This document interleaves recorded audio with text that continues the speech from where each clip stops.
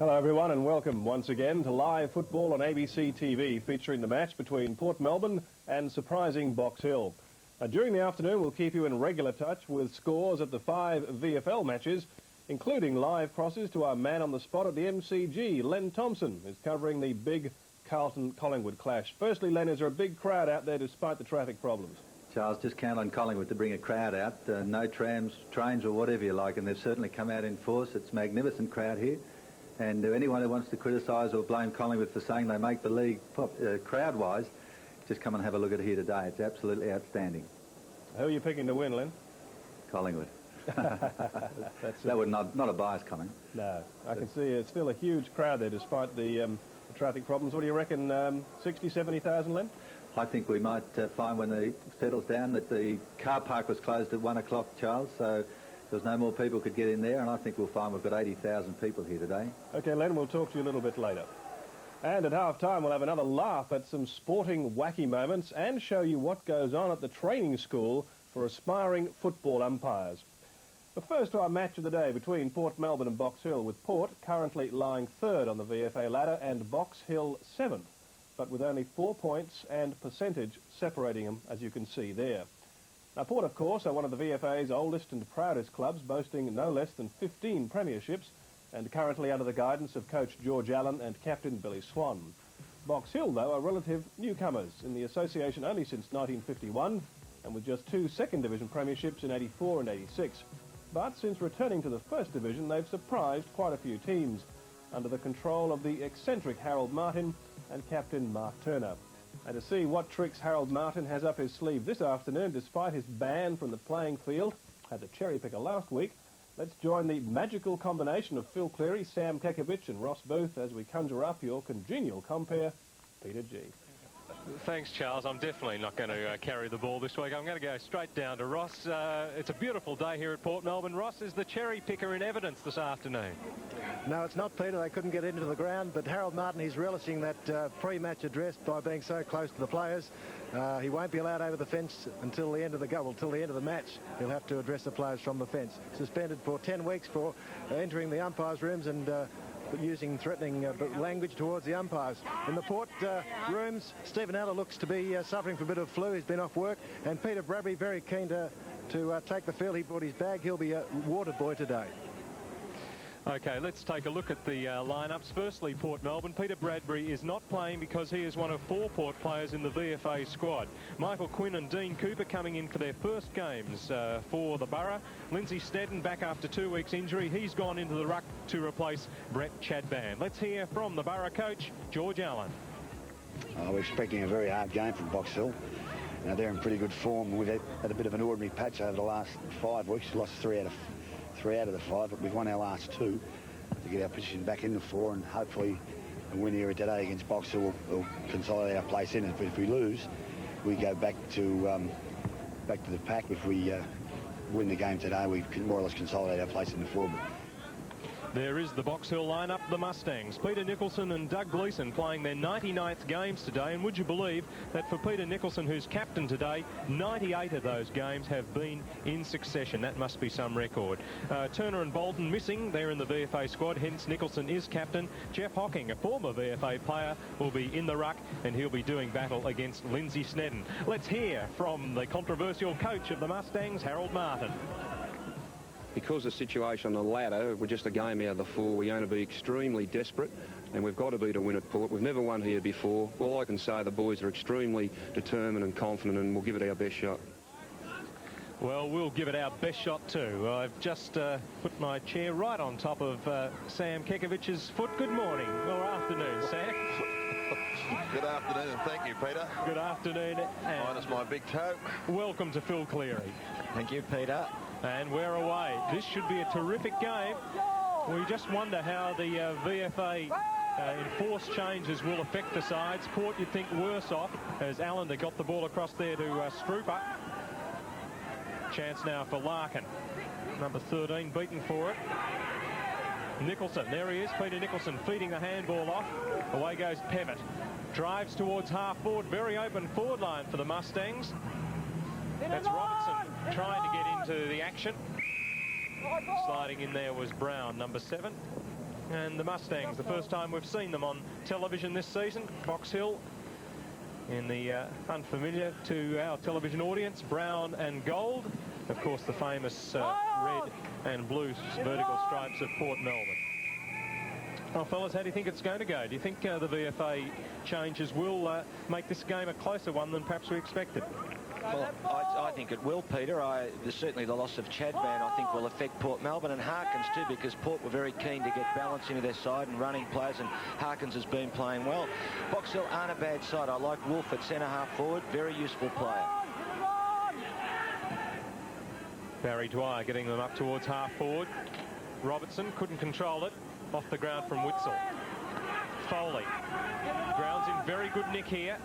Kept his balance well there. Allender, here he is, as you heard, suffering from the flu. Presence of mind to pick out Roy Ramsey. And he brings up the first score of the day after a minute and a half behind. How do you think it'll go, Sam? Yes, Peter, it'll be a very entertaining game. I mean to say, while both sides have been decimated because of the VFA journey to Perth, there's a lot of incentive for both sides to do well. Port Melbourne to consolidate their place in the floor, and on the other hand, Box Hill endeavouring to slide themselves in there. It'll be a very good game. Good mark from David Banfield. Doesn't come to advantage. Back inboard from Cootie. Got it back from Witzel. Good pressure on him from Wolf. And from half back. Pressure put right on Fitzgerald there. Foley. A bit undecided about where to go. Behind the pack, Morrison. Being pressured by Quinn. First gamer. Scores a try. Two behinds are Port Melbourne after 2.5 minutes.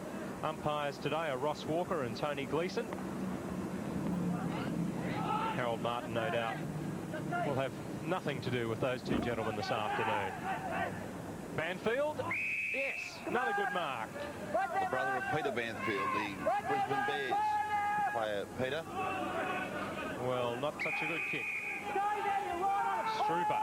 Looks like they're endeavouring to play that Norm Goss wing where possible. Here's Foley. He's been in everything early. And that's the first major. 3 minutes. And Jared Foley brings up the first goal. 8-point leaders of Port Melbourne. And a very good goal too, Phil. Good penetration with his kick. It was kicked outside the 50-metre or on the 50-metre mark.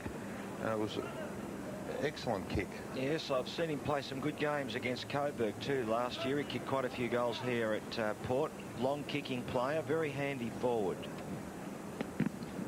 Good start too for the Boroughs. 8-0. They get out again through Snedden.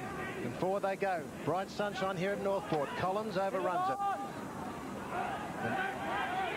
And Witzel feeds it to Swan. This is dangerous. Lines him up, but he's missed, I think. She rarely misses those two, Ross. Billy Swan, when he's on the end of a chain of handball streaming into goal, he's normally right on target. He'd be disappointed. He should have kicked that one. And straight down the middle go the Mustangs. Swan underneath it. Preston for Box Hill, number 32. Ruck Rover at the bottom of the pack. Be pleasing coach Harold Martin, but that's Port's coach, George Allen. Hocking 33. The Box Hill wins the tap. Shark by Foley. He's doing well there. Can't quite gather it cleanly. It's tough in the middle. Here's Hocking.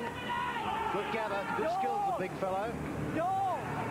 Finds him out that wide in Fitzgerald. He looks for a short one in the pocket. Allen from behind spoils the opponent well and then gets the free kick. You saw that well. Tony Brown, the infringer. Well, very lucky to escape without a 50-metre penalty there.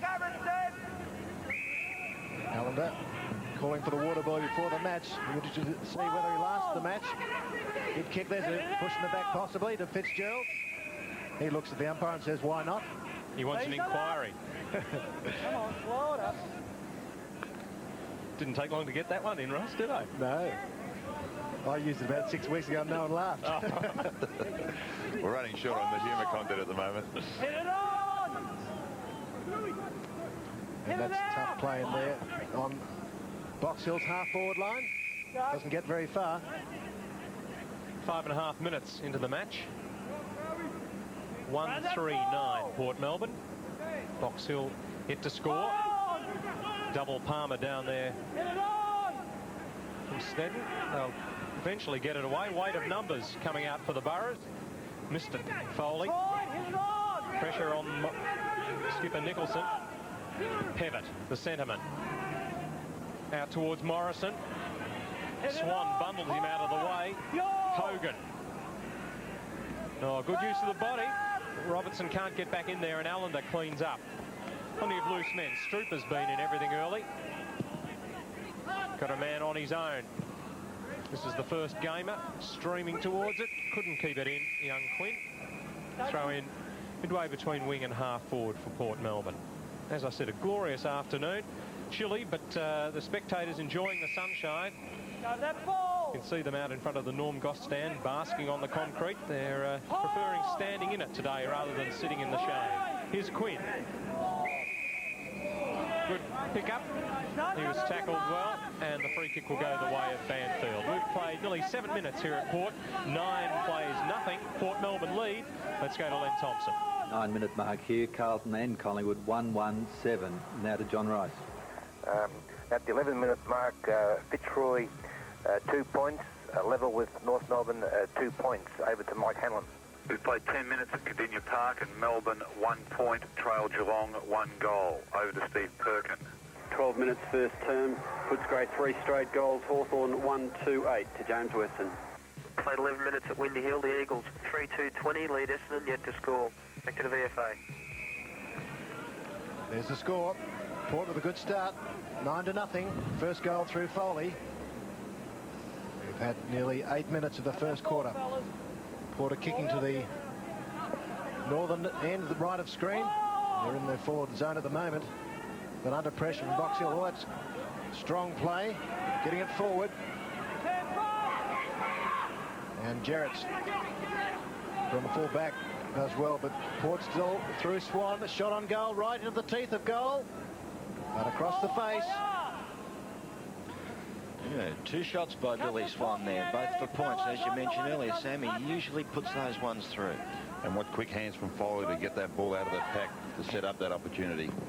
Gerrards goes straight down the middle. Almost for Hogan. Look at all the Port men there. Here's a chance for Quinn. Oh, good vision. Picked out a teammate and hit him right on the chest. Brendan Butimer. Pretty keen on a goal and shouldn't have too many problems from 30 metres. 45-degree angle. Comes the left footer. Well, that is a very bad miss. They're wasting it here, Port Melbourne. 8.5 minutes gone, and the Mustangs haven't had it over half forward. Port have so far kicked 1 goal, 5. Seem to have a little bit more class than Box Hill at this early stage in the game, I think. Port.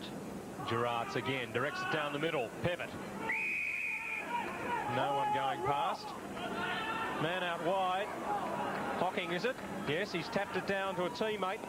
Away goes Preston. Paul Preston up to full forward. Now, big chance for Box Hill here. Did he see someone there? Oh, it's taken away by Snedden. He finds Swan. Plenty of loose Burrows. Roy Ramsey. Nothing really to kick to, so just puts it up in the general direction. Collins, plenty of time. Could handball to Jarrett's. Passes instead. Not a very good one to Dwyer, but he's got plenty of time. He's got nothing much either, so a long bang up forward.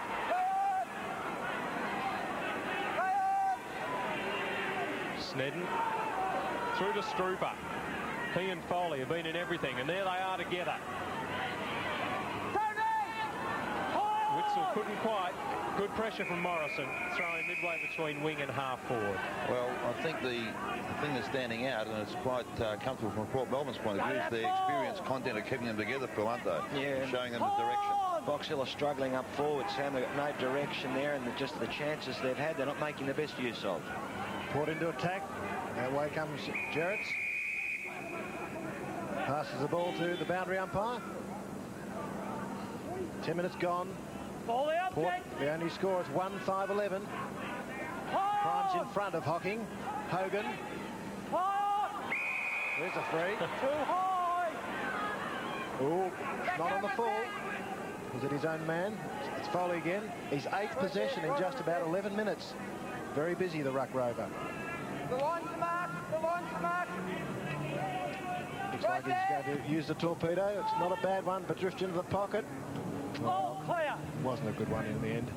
Well, makes you wonder, Ross. Look, if he's going to kick the torpedo from there, you'd think he'd steady a little bit more and make a Monty of it, but he sort of rushed into it, and as it turned out, he probably could have kicked it. He wasn't far short of the distance. If you're going to kick a torp, then drop it properly. He just halfway between a torp and a drop punt the way he held it. That one's much better.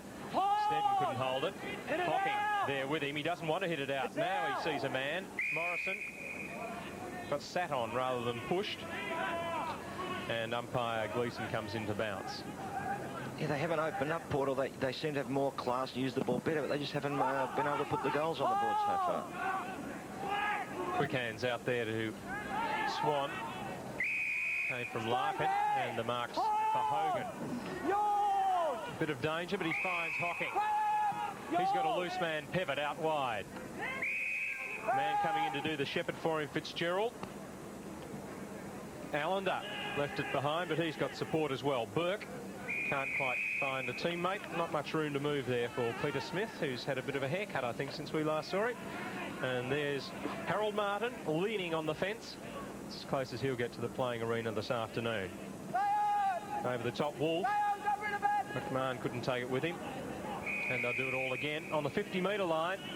Box Hill into attack. They've yet to trouble the scorer. We've played 12 and a quarter minutes. 12-point leaders are Port Melbourne. Witzel just on screen and now off screen. There he is, chasing that one over the line. Gee, Box Hill might be relishing these firm conditions, Phil. Not much long grass here. You could say they play on a paddock, but I won't say it. I saw it last week. Used to be a creek running through that ground, apparently, which they dammed up. It still is. Now Box Hill in a goal. Great mark. Who was that? Wolf, I think, is it? No, Robertson. Well, Dale Robertson. Well, if he can mark again. Yeah, if he can mark like this, Ross, I'd be kicking the ball to him most of the afternoon. Firm footing, right there, shot of the angle. That's what, 45 degrees, a roundabout. Right He's there. going to kick with the left foot. Making it a little bit more difficult for himself, but it doesn't matter, I don't think. Oh, yes, it does. Well, it's very encouraging, that mark. It obviously shows that they have got a focal point to attack, and I'm sure Harold will be very annoyed in the manner in which they've played the opening 15 minutes. He felt the only opportunity they had of winning was to play long and direct and hopefully win in the centre bounce area through Hocking. Of course, Box Hill without full forward Bolton in the VFA side for Tuesday. But here come Port. To attack again. Here's Collins. Pretty pacey player. Whips it out to Pivot. Good player. Now Hocking. With indirect. He's going to come off. Fitzgerald. Inside the 50. On the left. Centres it. That's good play. At the back. Wolf. One-handed. Now he's got it. He's got a man. Here's a goal coming up. Nicholson. The captain scores Box Hill's first goal. And that all started from Pevett, who's playing very, very well in the centre. He's involving himself in a lot of contests. Got the ball out to the running Hocking. And they worked the ball hard, especially Wolf. Contained it in the forward line. We see it here on replay. Knocked it on to the waiting hands of Nicholson, unattended in the goal square. Good bit of play, Sam. Yes. Interesting, isn't it? When you look, Port's had most of the play. Box Hill has snuck it up and kicked the goal, and they've kept themselves right in the game. We see that often. Sides that monopolise possession but get nil result for it, and then all of a sudden the side will go up the other end and convert. 5 points the difference halfway through the term. Here's Collins banging the Mustangs forward. There's the lead for Robertson. No, it's not Robertson. Back him leader, back him leader, back here, thanks, come on. Burke it is. And there, this is Robertson, I think. No, here we go, No. We'll get him shortly, Tony Peter. Brown, I think it is. It's good of them to show us their numbers early. First time for the year we've had a look at Box Hill, as you may have already gathered. You're right on. Brown about 25 metres out, and they've worked that down very quickly. Plenty of loose men too. Tony Brown.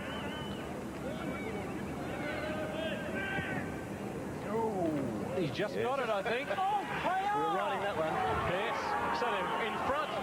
They had 2 scoring shots, and they lead Port Melbourne by a point after 15.5 minutes. And I'm sure Harold will be delighted by that, Phil, because that's exactly the strategy that he devised, having spoken to him prior to the game, to win possession out of the centre and to drive the ball long and virtually play corridor football. If they're forced to go out wide, he feels they're a little bit suspect. But if they can... I agree with you, Sam. Yep, I don't think they have quite as many talented players around that middle part of the ground, so get it, drive it to the big targets, have the little blokes underneath, and who knows, there'll be a chance. So those Box Hill players are Hocking, Fitzgerald, Preston and Pevitt in the centre, but Swan for Port gets them forward. Gerrits leads his man in the race ball, that's McCormack. Good side bump too on Quinn. Tries to give it back. Right in front of the coaches.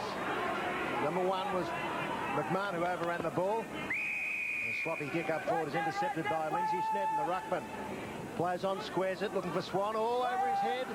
Will this allow Box Hill? It will. Pevitt, good hand pass. It's bouncing nicely for Wolf. He lines him up for 15. No, he's gone for the short one. And Robertson marks in the goal square. Well, didn't that open up quickly there? A bad kick by Snedden to Swan in the middle, and it was taken up. Good bit of play by Wolf. I don't know if he was actually passing that, Sam. I don't really know. I'm sure he was looking for slightly more elevation, I'm sure. Thought he was having a shot at goal. But more importantly, the conversion's true. Extend the lead to 7 points. But I think it'd be... I think it's also relevant to point out then, Phil, that the back line worked extremely hard to get that ball up forward. They really battled hard. The viewers don't see it on replay here. But they worked it hard to get it to Wolf, and this pass, we'll call it a pass. I'm sure he's looking for a slightly more elevated trajectory. Peter?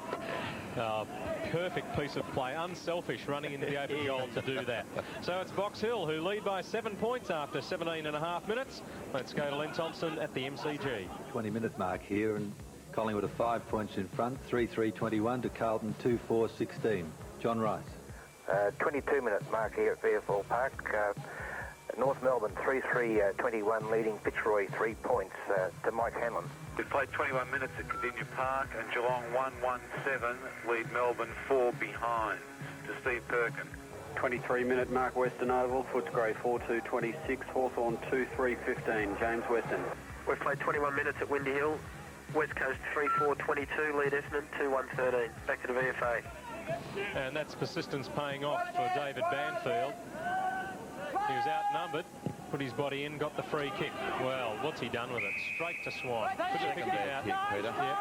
Terrible waste of the ball after a good bit of play. That's shocking. Well, the Swans had to go straight across the ground. Lindsay Snedden can bang a long one up forward. No, Mutimer in short. 50 metres out. Likes the left foot hit, and he's been hit after he's got rid of it, so it'll be an easy goal for McCormack. Yes, let him go! Well, just back. And a foolish remonstration by Snedden behind play. If he doesn't pull his horns in, he might well lose the advantage of the kick in the goal square by McCormack. Hogan was the offender for Box Hill. And McCormack's put it through, so a point the difference after 19 minutes. I don't know what Lindsay Snedden was going to do to the player. Actually, Sam, he ran at 100 miles per hour and then pulled up and said, don't be naughty. Well, sometimes it's nice to be seen, Bill. He knew the cameras were on him, you think, Sam? I don't know whether we got the offender there. We see Hogan jumping in long after the ball's gone. Yes, silly bit of play. Very silly. So point the difference. Beautiful bounce. Snedden thumps it forward for the Burrows. Crimes at centre half forward. Now fed out to Witzel. And over to Mutimer. Will he get the run of the ball? He has. Lines him up on his left. Oh, straight through. Actually, it was poor defence by Gerrards, then the full back for Box Hill. He should have left McCormack and rushed out and put pressure on Mutimer. That split second prior to him acquiring possession. Yeah, we see it here on the screen. So that's been happening quite a bit in the last few weeks. We've noticed that. VFA football. And there we said over to Mutimer. Gerrits has stayed right back. No, not much value there. And how the game changes. Yes. Eh? Might have been a bit hard for him to run out at him, and then you're being held by the wrist. But the significant feature has been the opportunities that have emanated from the centre bounce area. Whoever's won the centre bounce virtually goes straight into attack and converts. Yeah. But Sam, quite true. But like the game, 2 goals quickly, one from a silly free kick. Now, if Box Hill just played that percentage football, hadn't given away the silly free kick and the goal, I mean, the game would be completely different at this stage, wouldn't it? Totally agree. Explain that one. The ball's coming from the other end. The goal's kicked at one end. The ball comes from the other. I think it's out of the butter factory, is it? No, they might have a 10-pin bowling set up here. Goes on a conveyor belt around to the other end. I'm glad you got my drift there, Peter, so quickly. Robertson's into the ruck against Snedden. He won the tap too. Brown. Nicholson trying to kick it off the ground. Oh, high tackle there. Not paid to Preston. Brown's easy to remember. He's wearing brown. Trying to get it out. Well, there you heard the explanation from Tony Gleeson as to why the free kick wasn't paid. Ducked into it. From our on-umpire mic system, Evans, handball in hope. He's back in there again. Collins. Ramsey goes back in there. Fitzgerald gets the ball through. Nicholson to Brown. Squaring kick is needed. Ramsey is beaten for it by Wolf. Quick hands from Fitzgerald. It ends up with Collins. He's followed the ball down. Heatherton. Oh, bundled off the ball pretty easily. Back it comes to Collins. He's too slow. Heatherton. He wanted to make amends there and did. Witzel. Trying to keep it in play for Cootie to get there in time or get it over the boundary line. Either way, he succeeded. Throwing about 60 metres around from the Box Hill goal. Difference is 5 points in favour of Port Melbourne. We've played 22 minutes. And the players enjoying the fine conditions. Good standard of football. Box Hill in attack. Preston clear it up. Port Melbourne clear it. And who else? Jared Foley. Will he 50? Umpire Gleeson comes in and says yes. Ninth possession to Jared Foley. Coming up. Could be a telling one too. He's on centre wing now.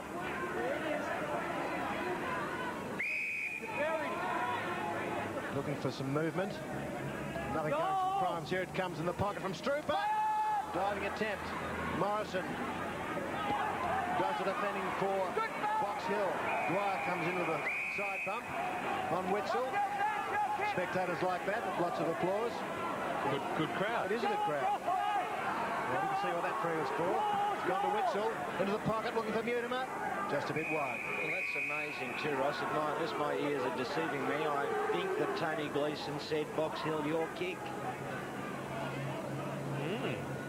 And then the boundary gave the decision in the end. Robertson 17 over the top of Crimes. Hogan dwelt but found a teammate. McMahon battling with Heatherton. Snedden behind the pack. Finds Foley. Mutimer's handball. Oh, he goes on with it with Morrison. Meanwhile, it's up at full forward. Hogan finds Robertson. Now on the ball. Spins it out wide. Pevitt kicks a bit long. Allender always in the band there. Didn't really need to push Brown out. I think he would have outmarked him anyway. Listen to the supporters too much. That's Brown telling umpire Gleeson what he thinks of his umpiring style. Morrison. Oh, good work there from Foley. He's given his team the opportunity through Mutimer. Strooper. So you have to get your kicks pretty quickly. They're right onto you. Witzel being held perhaps there, and it's taken over by Morrison. There is a lot of pressure. Both sides very desperate. It's a good contest. Coming up to time on, still 5 points the difference in favour of Port Melbourne. Quinn. Strooper goes backwards to Mutimer. Here's Swan. He's got nothing to go for. And look at that wall of yellow and brown. And the tackler, Robertson, is rewarded, but really, Swan, there was nothing else he could do. That's a fantastic tackle. And it goes wide to Hogan. He can go another bounce if he wants. Goes for Wolf instead.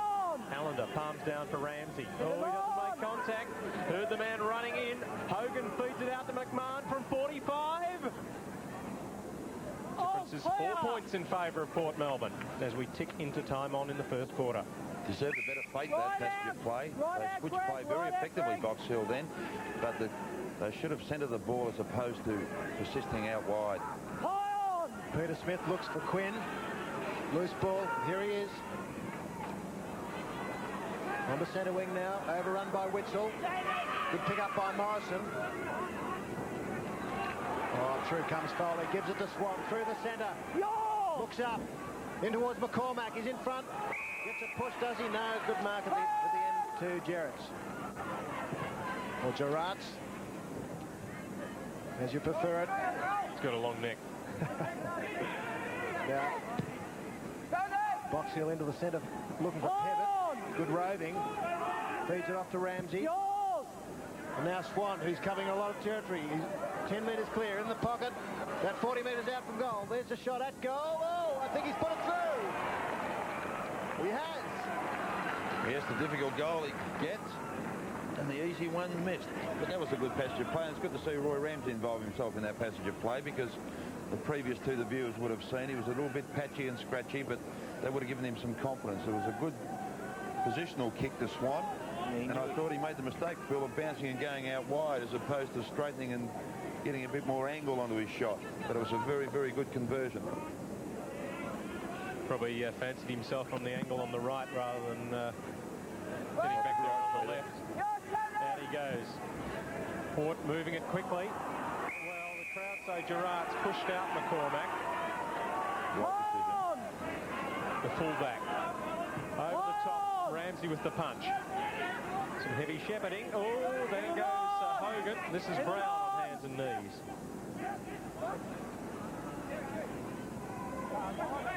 Two Port Melbourne players here. They've got the numbers well and truly. Ramsey puts it out on the full. Only just a bit slow to get up. Well, perhaps with this very vocal crowd, they couldn't hear the whistle. We could. A lot of whistle blowing. And he blew it 4 times. She's got a loud voice, that lady. I don't think it's going to be a holder top, that jumper. Setting himself Pevitt, but he's outmarked by Snedden. The man in the middle. Playing a good game too, Peter. Yes, after very well. 2 weeks out, he's relishing filling in Brett Chadban's shoes. McCormack the lead and the mark. Had his name written all over that field, didn't he? Once McCormack leads. Well, he's wasted no time in going for home. Wrong side. Not using the ball well, Box Hill. That's the problem, I think, Sam. They get the chances and they're prepared to just kick a little 30-metre pass to a player under pressure. They've got to run and carry a little bit and hit the targets up forward. Well, I'm sure Harold will be annoyed with that, because he specifically wanted them to kick long and play corridor football. Just frustrating at times. I think you'd be very frustrated with some of the manoeuvres, even up on the forward line. They've had good chances to just think it out. They haven't looked and thought the game out. They've certainly had plenty of possession. Can't care for it, Coke. 29 minutes gone, 11-point lead. There it is. To Port. Box Hill into the centre. This is the corridor that Sammy's talking about. They've got it there now. Preston trying to bundle it forward. Pevitt, 24. Left it for Collins. He's tackled by Witzel. Holding the ball. And rightfully so. Why wouldn't he kick it off the ground in that situation? Which would have been far more beneficial. Right there. He's gone there. I am no psychologist, Sam. I'm sorry. Witzel looks for McCormack in front. That's a mark. Good pair of hands, hasn't he, Phil McCormack? Steel, vice-like grip, eyes always on the ball, and really extends himself there. Good balance. Sorry, Sam, but Gerrard might have a long neck, but I don't think he's tall enough for McCormack. Right. No, I think in height he is. I just don't think in agility, and he's a tremendous leaper, McCormack, as we've seen before with the viewers. This for his second. It's fading away. 12 points now. Port Melbourne's lead.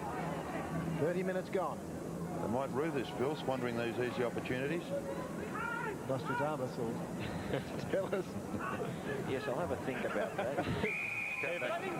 I'll get back to you. Pevitt in the pivot, doing well. He and Swan, that's an interesting battle. I don't think they've got closer than 20 metres to one another yet. Handball comes from the effervescent Preston. Morrison. Certainly plenty of body weight being thrown around, isn't there? Yeah, it was no doubt. Box Hill are having a fair income shot at it, working very hard, but as I say, they've just got to use the ball. I mean, even that handball, was it a handball up on that wing? It was very ordinary. Hocking favoured here, but taken out of his hands by Snedden.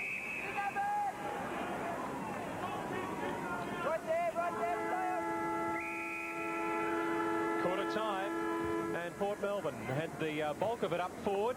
Perhaps they think they should be more than 12 points ahead. Box Hill 3-2-20 trail Port Melbourne at the first break, 4-8-32.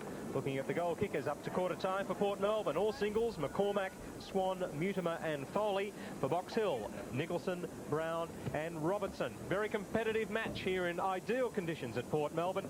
We'll be back with first quarter highlights shortly. Here's Charles Slade in the Sports Arena studio.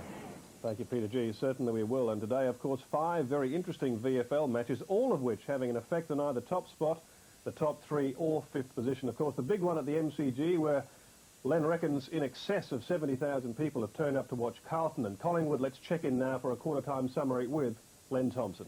Thanks, Charles. Well, the first quarter's just finished and Collingwood are 10 points in front. They're 6-3-39 to Carlton 4-5-29. And certainly all week people have been waiting for this game with expectation. That first quarter's fulfilled all of it. 20 people in a squabble before the ball was bounced. Silvani on the top of Starsevic's shoulders, take an outstanding mark.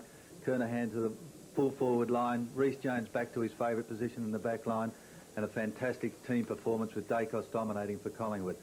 Absolutely fabulous game here. And again, the scores 6-3-39 Collingwood to the Blues 4-5-29 now to John Rice. At the quarter-time break, North Melbourne held a 19-point lead, 4-6-30 to Fitzroy at 1-3-9. North Melbourne were quicker to settle down before a very small crowd here at VFL Park. Their small men doing the damage are Keary, Clarkson and the Cracker brothers. At this stage, North are well on top.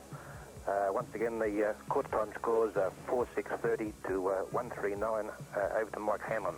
At quarter-time at Cardinia Park, Geelong 2-1-13 lead Melbourne 1-4-10. It's a torrid encounter down here, characterised by the duel between Steve O'Dwyer and Darren Flanagan in the ruck, where punches have been traded quite freely all quarter. It's tight and it's tough. The ground is very heavy. There's a big glue pot in the centre. The umpire actually lost his boots for 2 minutes during the quarter and the game had to be held up. It's quite obvious at this stage that Geelong are matching, more than matching Melbourne, and it looks like being quite a tight match for the rest of the game. Just repeating those scores, 2-1-13 Geelong, Melbourne 1-4-10 to Steve Perkin. Quarter time here at Footscray and the home side are in front 5-3-33, Hawthorn 4-3-27. A sensational first quarter of football highlighted by an individual performance on the wing by Doug Hawkins. He was in blistering form.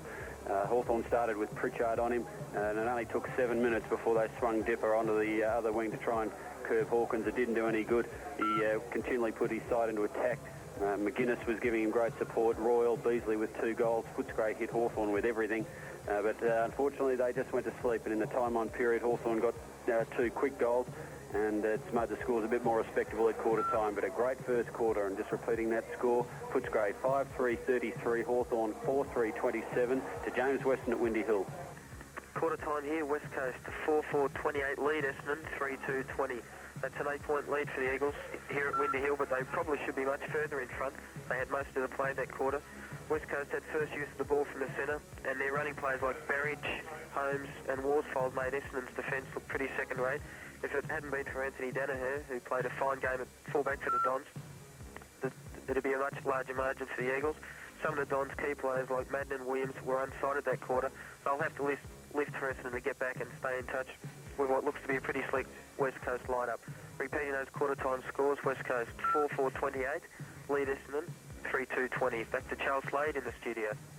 So, thank you, James. All pretty close games there with the exception of North Melbourne leading Fitzroy by 21 points. And for those of you who may not know, we'll just check quickly the men's semi-finals at Wimbledon overnight. A wonderful effort by Stefan Edberg, coming back from 2 sets down to Miloslav Machir to win 6-4 in the 5th. And in the other one, Lendl was trailing Becker by 2 sets, got up to win the 3rd set in a tie-break. Play was suspended. They'll complete that match tonight. In the meantime, 12 points in it. Down at Port Melbourne, let's rejoin Peter G. Thanks very much, Charles. Welcome back to the glorious conditions here at Northport. But during the break, you were a bit frustrated, Phil, with the way the players are using the ball here today. Well, I think on Box Hill's part, certainly, they've run the ball up towards the wing and then they've fiddled away with little short kicks instead of maybe getting the ball in towards the middle of the ground, into that corridor area that we talk about, and driving to the key targets. I was saying to Sam, look, the game is about thinking as well when you've got possession. They're not as skilled a side as Port Melbourne, so they're going to have to pick up on those little things. They can't afford to make errors if they're to stay in the game. And I can see Port really powering on with the game. They're more skillful. They've got the likes of Swan, who's roaming freely across the middle, and I think McCormack up forward is going to be dangerous later on with Gerrits. Gerrits, they're right when it's a standing start, but when he's flying, you can see him set up. Foley, who's been having a picnic, ruck roving. 7 kicks, 2 marks, 7 kicks, 2 marks, 4 handballs. You know, dangerous play. Very good player on the forward line. I think that's Pevitt, was it? Yeah. Put the ball up here, and Robertson. He went onto the ball after that.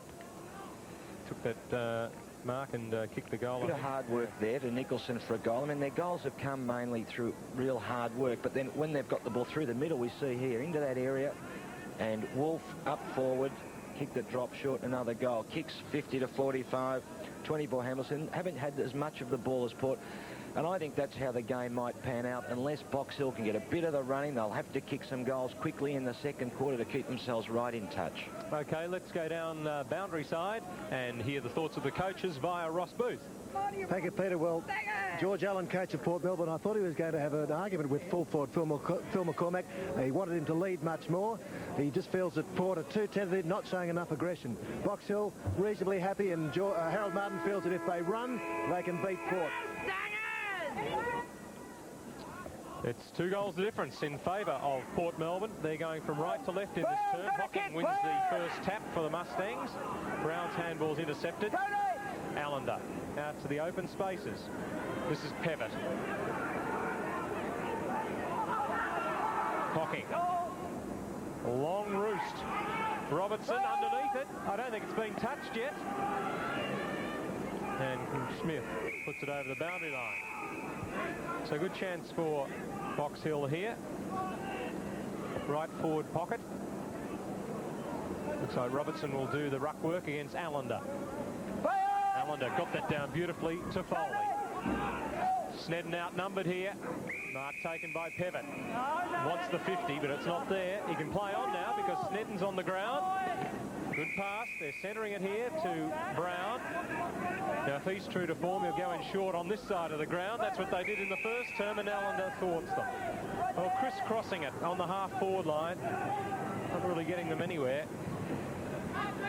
Allender towards Snedden. Mark behind taken by Banfield. He's taken some good marks, but then let himself down with disposal. Well, plenty of loose men here. Oh, really? Should have called his man back there, Wolf. That would have been Preston's mark if he'd been told he was safe. Ramsey. Oh, Dact. Good tackle there from Nicholson. Brown got the ball away to Wolf. He gets it on to Preston. And the mark for Robertson. Not paid. Don't they look much more dangerous when they think the game out there? They got it into that middle area, drove it long. Really should have held the mark. Would have been a valuable goal. Smith spears it low. Couldn't take it, Cootie. Taken by Struber. Cootie, well tackled. Struber again, well caught by Wolf. A very desperate Box Hill. The bounce is about 40 metres out from their goal.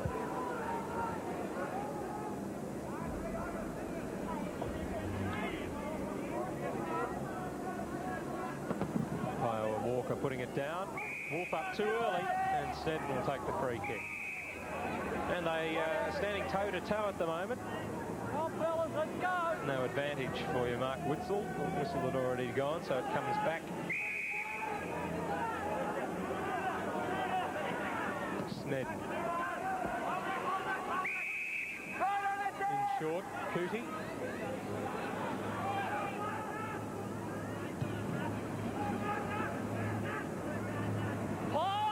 With the two-fister. Crimes, number 44 there, really been shut out of the game, Sam, at centre half forward. We haven't seen anything from him yet. No, he's been conspicuously quiet. Hocking's tap.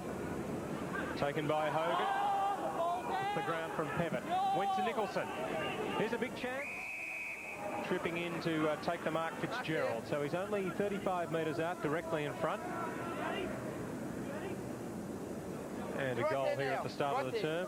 Exactly what Harold Martin would be looking for. Right on it there. No breeze whatsoever to worry him.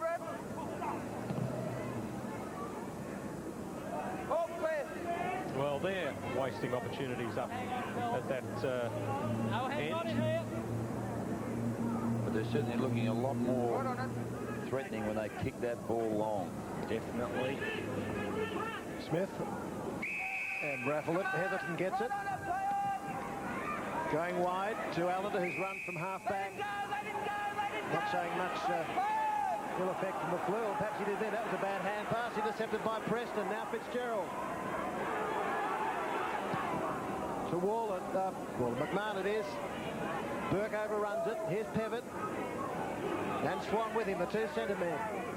Fed up by Burke to Nicholson. Short pass. Oh, he didn't run hard at it. Fitzgerald, and now he's lost it. Good pressure from the Box Hill forwards. Foley to relieve the pressure for Port Melbourne. Out on the centre wing. Here's Banfield. Good tackle on him by Crimes. Paddles at Nicholson. Oh, lovely dummy. Good side butt from Witzel into the pocket. Here's Burke. Oh, he dropped it. God, have they had some chances, Box Hill, to do things. Really, they're tackling hard, they're fierce, but they've just got to use the ball, take the marks, kick the goals. Certainly got to commend their endeavour, Phil. I see both sides' endeavours excellent. Yeah, you do, Sam, but really, you know, it is frustrating for them. I would be frustrated if I was Harold, because I think they're putting up a good show. They've got a real chance. Wolf against Allender. Oh, goes straight to Pevitt. He's burning in this second term. Burke's underneath it. Smith for the boundary line. Cootie, I think it was. Swan. Snedden. That was a good kick. Oh, skills have gone lacking. Quinn. Rides the bump beautifully. He's got nothing to kick to. McMahon, no, it's Collins couldn't take it with him. Now, big show for Larkin. Held it nicely. Witzel from 40 metres. He's got it. All clear. And Mark's wife, Terry, will be very pleased watching him down here in hospital. Just gave birth to a young baby boy. Don't know his name. Congratulations. Mark Senior, Junior rather, appropriately. Well, let's give a pat in the back to young Michael Quinn in this passage of play. The viewers won't see him on screen here. We just see Witzel finishing it off with a long 45-metre goal. But the young kid did very, very well, young Michael Quinn, who's got his chance. He rode the bump very well in the early passage of play and kept the ball alive and centred it. 26-point now. 16-point lead to Port. I'm sorry, not 26. Strooper feeds it to Allender. Thumping kick, but no one there for Port Melbourne. Just Hogan for Box Hill for the Mustangs. Chips it to Dwyer, intercepting his Witzel. Can he get his second? He's under pressure from Gerrard. Still with it. Inside the 50, but deep in the pocket. Short pass. Crimes. Missed it first time. Gets the second. Now Foley. He goes for the pass. Finds Newtomer. Good vision. Yes, but again, a mistake by Box Hill. Bad kick, and it ends up back with Newtomer. And both goals really have come after Box Hill have worked hard and had the opportunities. Right there. Newtomer's kick one. Right there. Here by the ooze of the crowd, who are right behind it, that he'd missed. Should I say one of those goals has come from mistakes by Box Hill. And what a bad miss, too. 1-2 for Brendan Mutimer today. Gerrards. Collins.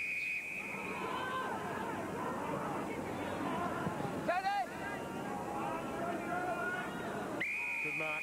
Pevitt standing his ground. Well, he got him half a metre offline, and play on was the call. Allender missed with a fist. Scrooper cleaning up. Good pass to Witzel. Can go to Snedden now. Well, Snedden now does the shepherding. Two Port players over here. Mutimer.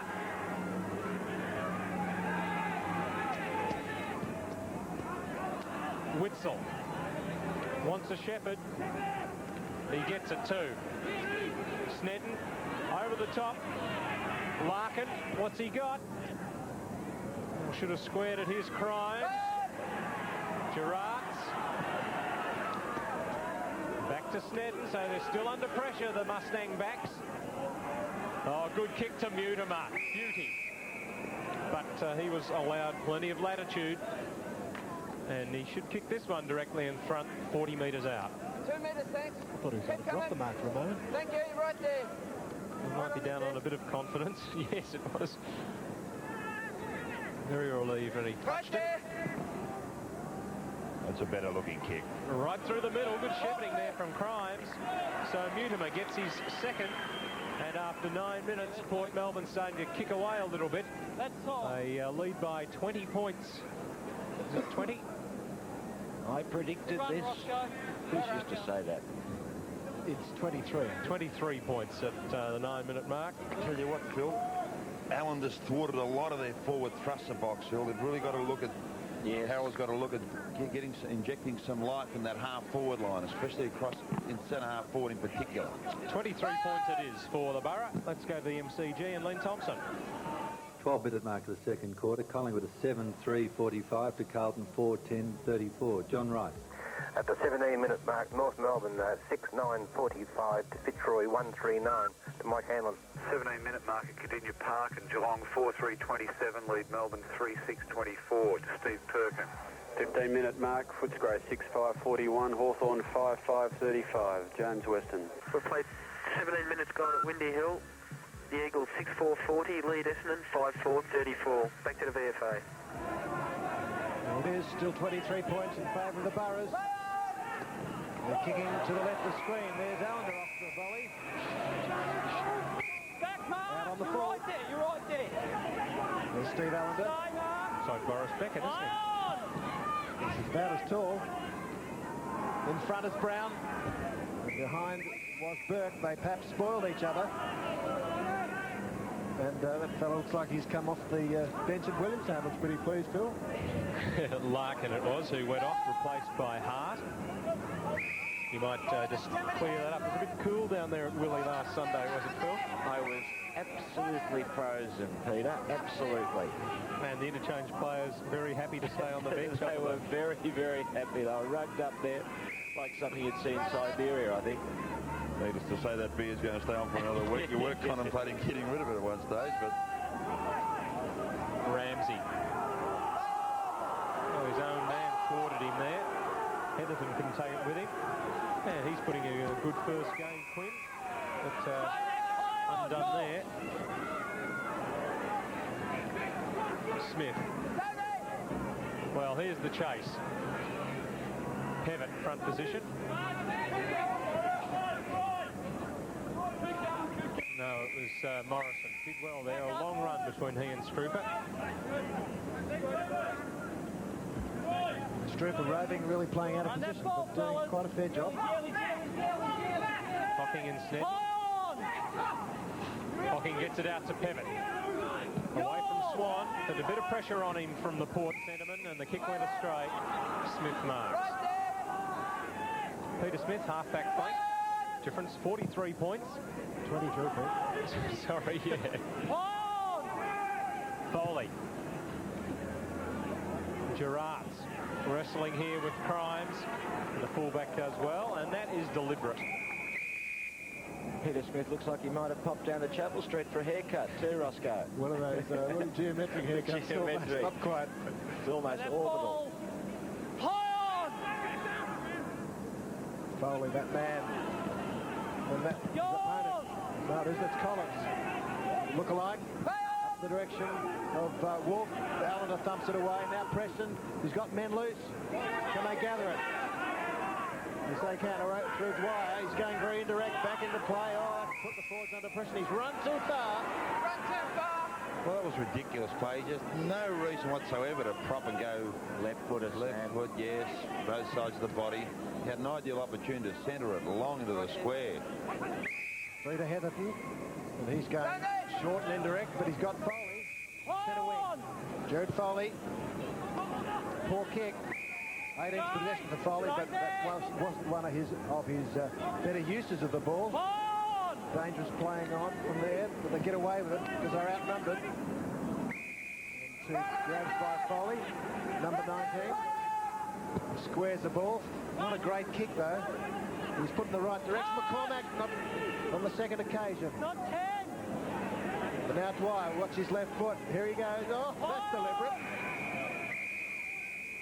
Yes, there are some virtues in having a left foot, but when you are running towards the boundary there and all the players are on that side, you wish you were right-footed. Skill's just lacking a bit at the moment. Nicholson's kick of sorts to Foley. Crimes gets a bad bounce. Off the ground from McCormack. It needs to take a leg break. It was the top spinner.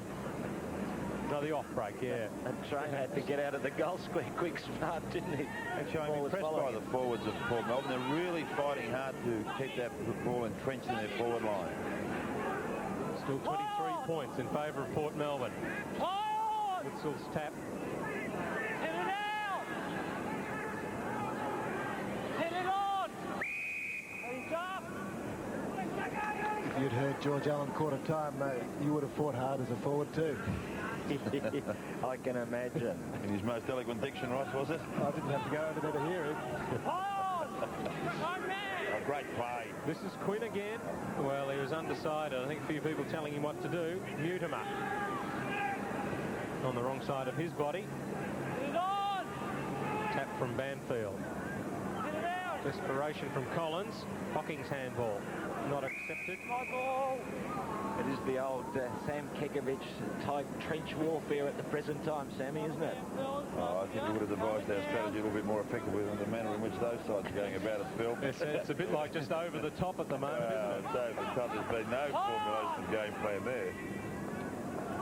Collins gives it away. Foley. We're very well employing warfare, Phil, trench warfare, with a minimal loss of troops. The way they're playing, they need about 3 divisions to back them up. 15 and a half minutes into the quarter. Good mark. Yeah, I think he had it long enough. Yes. Dean Cooper. First gamer. It's good to see the Boroughs bringing these kids up. Some of them are going to be very, very good players. Impressed with young Michael Quinn. Battling hard. Well, I don't think Mutimer should have led there. On the wrong side for a left footer and everything. Yeah, shouldn't have been given to him. It's just a bit of inexperience from the young fellow, Peter.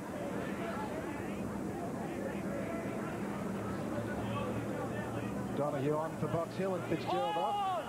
Hocking. Nicholson's tap. Good one from Morrison. Donahue squares and finds Preston. Now Robertson gives him the lead. Very open forward line. And again, the last touch going astray. Easy marks for Spilt. Throwing himself in there was Hart with the boot. Heatherton, long driving kick. Well, Hogan did well because there were plenty of men forward and behind the pack as Gerrards finds the boundary line. Port Melbourne had the numbers there, but Hogan went the fist and did it well. Box Hill are really struggling to get that ball across the half-forward line, aren't they, Phil? They've made the move too, Sam. Robertson to centre, half forward, Wolf down to the goal square. Hocking from behind wins it. Thumped forward by Foley. Good mark at the back. That'll do their Port. Right on it. Hogan goes to Collins. This is coming down the corridor, as Harold Martin would like. Falls down as Allen is in the way. Swan robbed by Brown. Good hands. And the pass into Wolf. Leading short is Gleeson. And there he is. Yeah, they need those key forwards, Robertson and Wolf, to really have a fair income say in the game. Wolf against us a week ago looked very good. 2 weeks ago at Box Hill took some very good grabs. 24 points down Box Hill. Gleeson, is it coming back enough? No, it's the woodwork. So Port by 23 points. Peter Smith.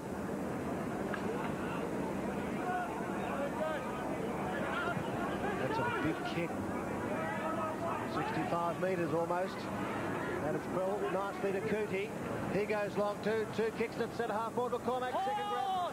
He was held, I thought, but away comes Box Hill. Good hand pass to Hocking. He goes long looking for Wolf at the back. Oh, good grab on the second occasion. Well, both times they've gone long, they look like scoring.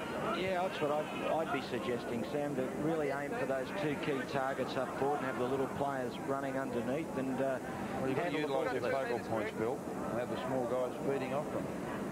There's Harold Martin. Box Hill yet to score a goal in this quarter. Trailing by 23 points. Paul Wolf has missed. Oh, they're bad misses too, really bad misses, because to stay in the game, a couple of goals here, and at least they could feel that they're in with a real chance. Let's check VFL football. Len Thompson at the MCG. We're at the 22-minute mark here. 6 points in front. Collingwood 7-6-48 to Carlton 5-12-42. John Rice. At the 27-minute mark, North Melbourne 7-11-53, leading Fitzroy 2-6-17 to Mike Hanlon. Just into time on at Cardinia Park in Melbourne, 5-6-36, lead Geelong 4-4-28 to Steve Perkin. 25-minute mark, Hawthorn 6-8-44, Footscray 6-6-42, James Weston. Just entering time on, we've got Essendon 6-6-42, trailing West Coast 8-4-52. Back to the VFA. Harold Heatherton kicks, Mutimer rather, kicks his third. Heatherton involved in that passage of play, and McCormack. Here the viewers see it, Peter. It was an excellent passage of play by McCormack involving Mutimer, and that sometimes deadly foot, yes. Good thinking. He went on straight away. He knew the player had overstepped the mark, and he was able to quickly bring the ball back in towards the middle. Well, starting to run away now, Port Melbourne. Pevitt has gone backwards under pressure. Allows Hart in. Long kick into the pocket. Oh, good strong mark taken down there. Oh, I could feel that too, Sam. That's, I was feeling for Mutimer because he was going in blind, but it was a very, very strong mark. Dean Cooper, he's a fairly solid boy and needed to be. Right there. Right on it still. Well, he's just 20 metres out from goal. Right there. Slight angle. Right there. Oh, in the first game it hits the woodwork. One each, is it? Yes, one each. So level there, but on the scoreboard, 53 plays 24. Gerard's out to Hocking. Right there, Lindsay. Drives it to centre wing. Front position Robinson. Allen are putting the pressure on. Trying to tap it to Hart. Desperation there by Gleeson. Flips the ball up. And it's taken over the boundary line. Well, I've just received a little card here. The Federated Union of Clock Keepers. Work out your own initials. Bill Fabulous Cleary, the above name, holds the exalted position of Medion Liaison Officer for the year ending grand final day. Well, that is indeed an honour, Phil, and I think you richly deserve it. It's taken here by Heatherton, holding the back of his head. He's got the free kick. He's got the free kick right across his head. Right across his head. Yes, the interchange stewards seem to get involved a bit there. Just, I think he's protecting himself, Ross. This player hits the... Someone hits the chair. Oh, yes. Well, it's Ramsey has taken the kick for Heatherton.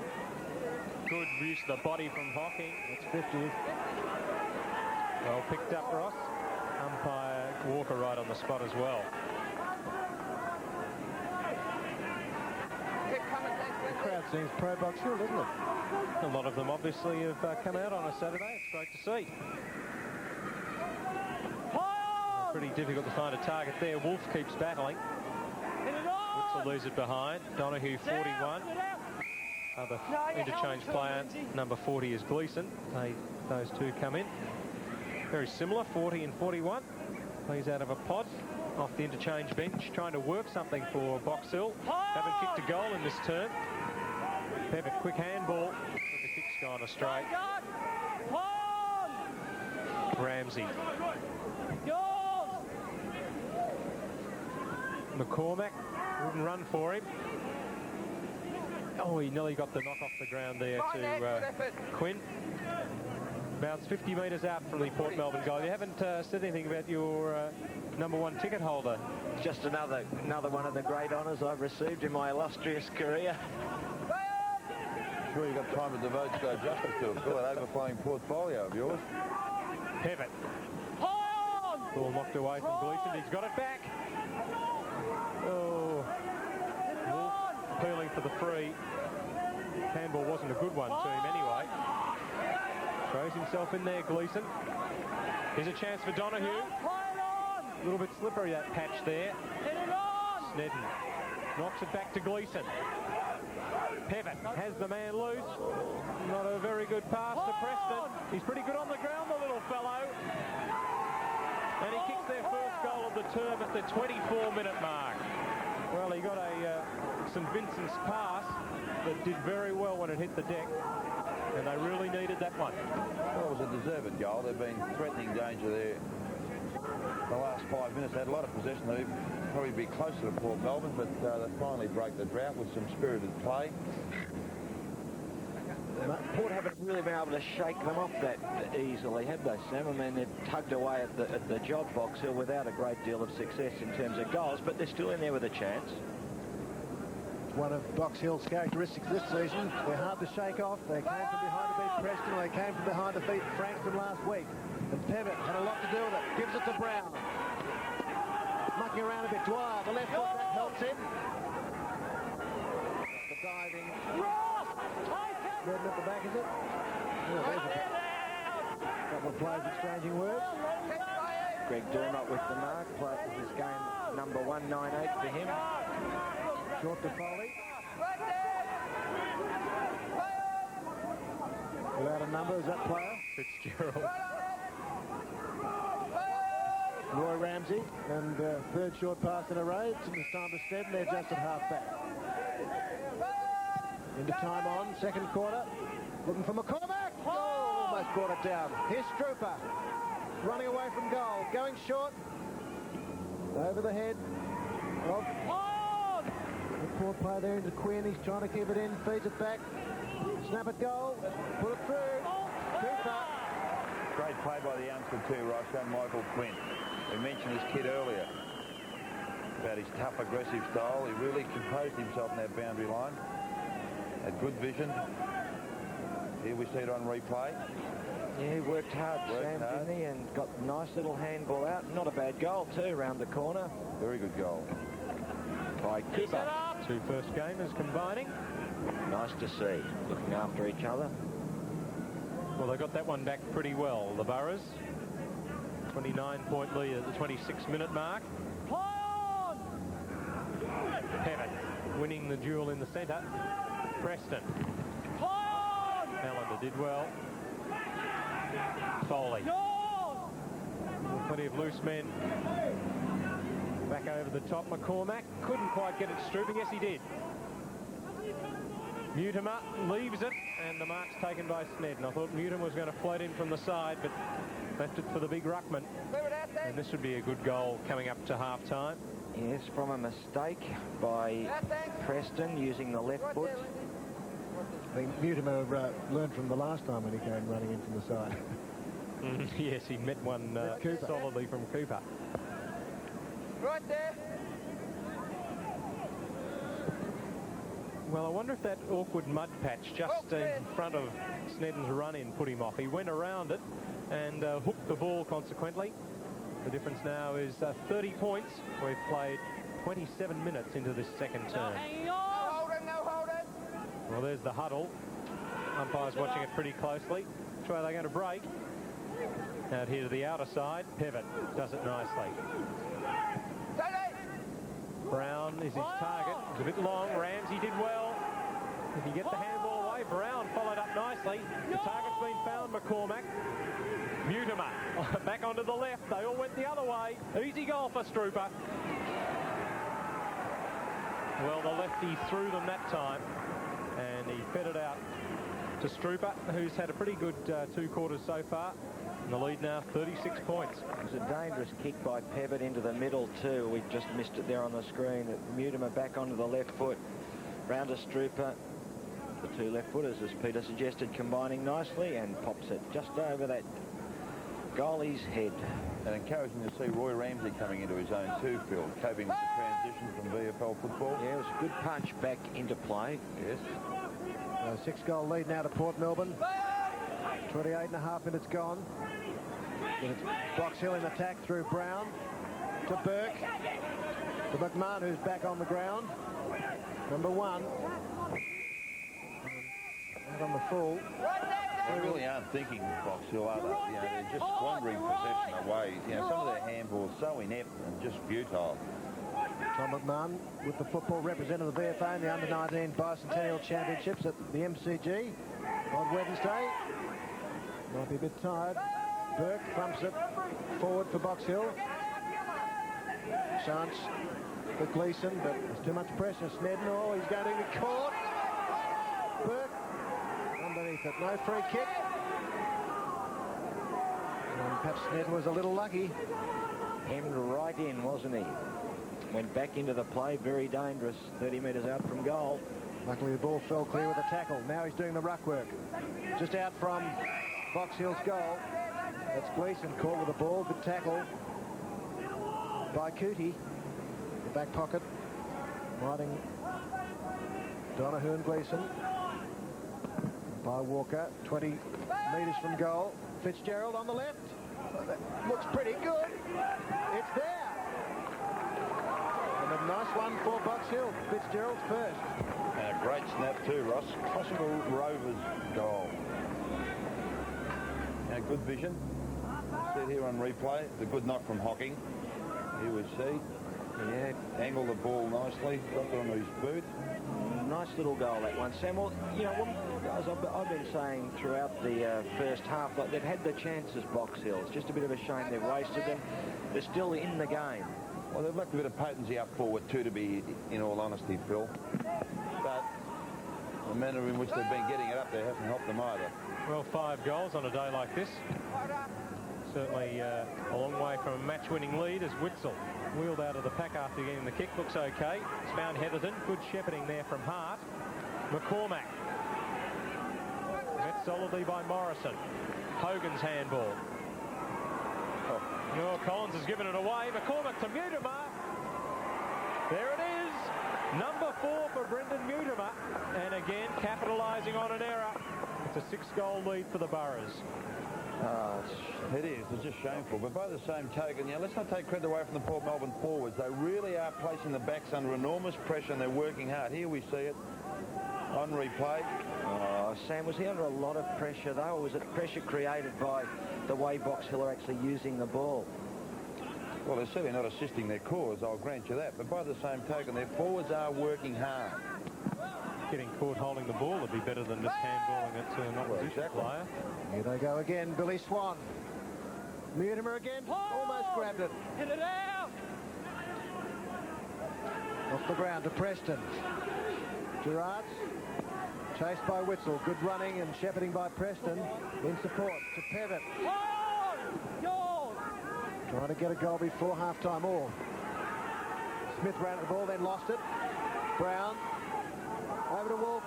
We've got the numbers. Here comes a goal. Was it Fitzgerald? Well, it changed. It was. A very good goal, Ross. You picked it right. But, oh, didn't they do it hard? You know, they handled the ball no less than about 6 or 7 times here. And Roy Ramsey did the right thing. Just couldn't get getting across. But effective chain of hand pass resulting in a goal, and the deficit falls back to 5. And as Peter mentioned, it's not an irretrievable deficit in these conditions. Another one before half-time would be handy. And just as I speak. Well. Mission impossible, I think, Sam. So that's it. It's half-time. In that term, Box Hill added 3 goals, 4, while Port Melbourne added 6 goals, 2. So it was Port's quarter, but Box Hill getting their act together towards the end there. The difference is 5 goals at half-time. Looking at the goal kickers, Brendan Mutimer, 4, 3 in that term. Singles to McCormack, Witzel, Swan, Strooper, Cooper and Foley. While for Box Hill, 2 to Fitzgerald in that quarter. Singles to Nicholson, Brown, Robertson, Preston. So that's it. 30 points the difference in favour of Port Melbourne at half-time. We'll be back a little later on during the break with highlights from that term and the statistics on the match thus far. But let's, in the meantime, go back to Charles. International Supercross today at 4:45 on Sports Arena. Don't miss it. Yes, of course, that was the Supercross thing at the National Tennis Centre last night, where hundreds of tons of dirts were put in for the match between Australia and the United States. All the world's top riders there, people like Craig Dack, Glenn Bell and Stephen Gall up against the Americans. You'll see a full report in Sports Arena after the football, just one of 15 different sports that we'll be covering in Sports Arena later today. Of course, each week at this time we try to have a bit of a laugh by showing you some of the humorous moments captured by the cameras at major sporting events. So let's have a bit of a laugh right now at this week's collection. We are dancing and you're dangerously near me. I get ideas, I want to hold you so much closer than I dare to. I want to scold you cause I care more than I care to. And when you touch me and there's fire in every finger, I get ideas. And after we have kissed goodnight and said you linger, I kind of think you get ideas too. For that's the whole idea, it's true. The lovely idea that I fall in love with you.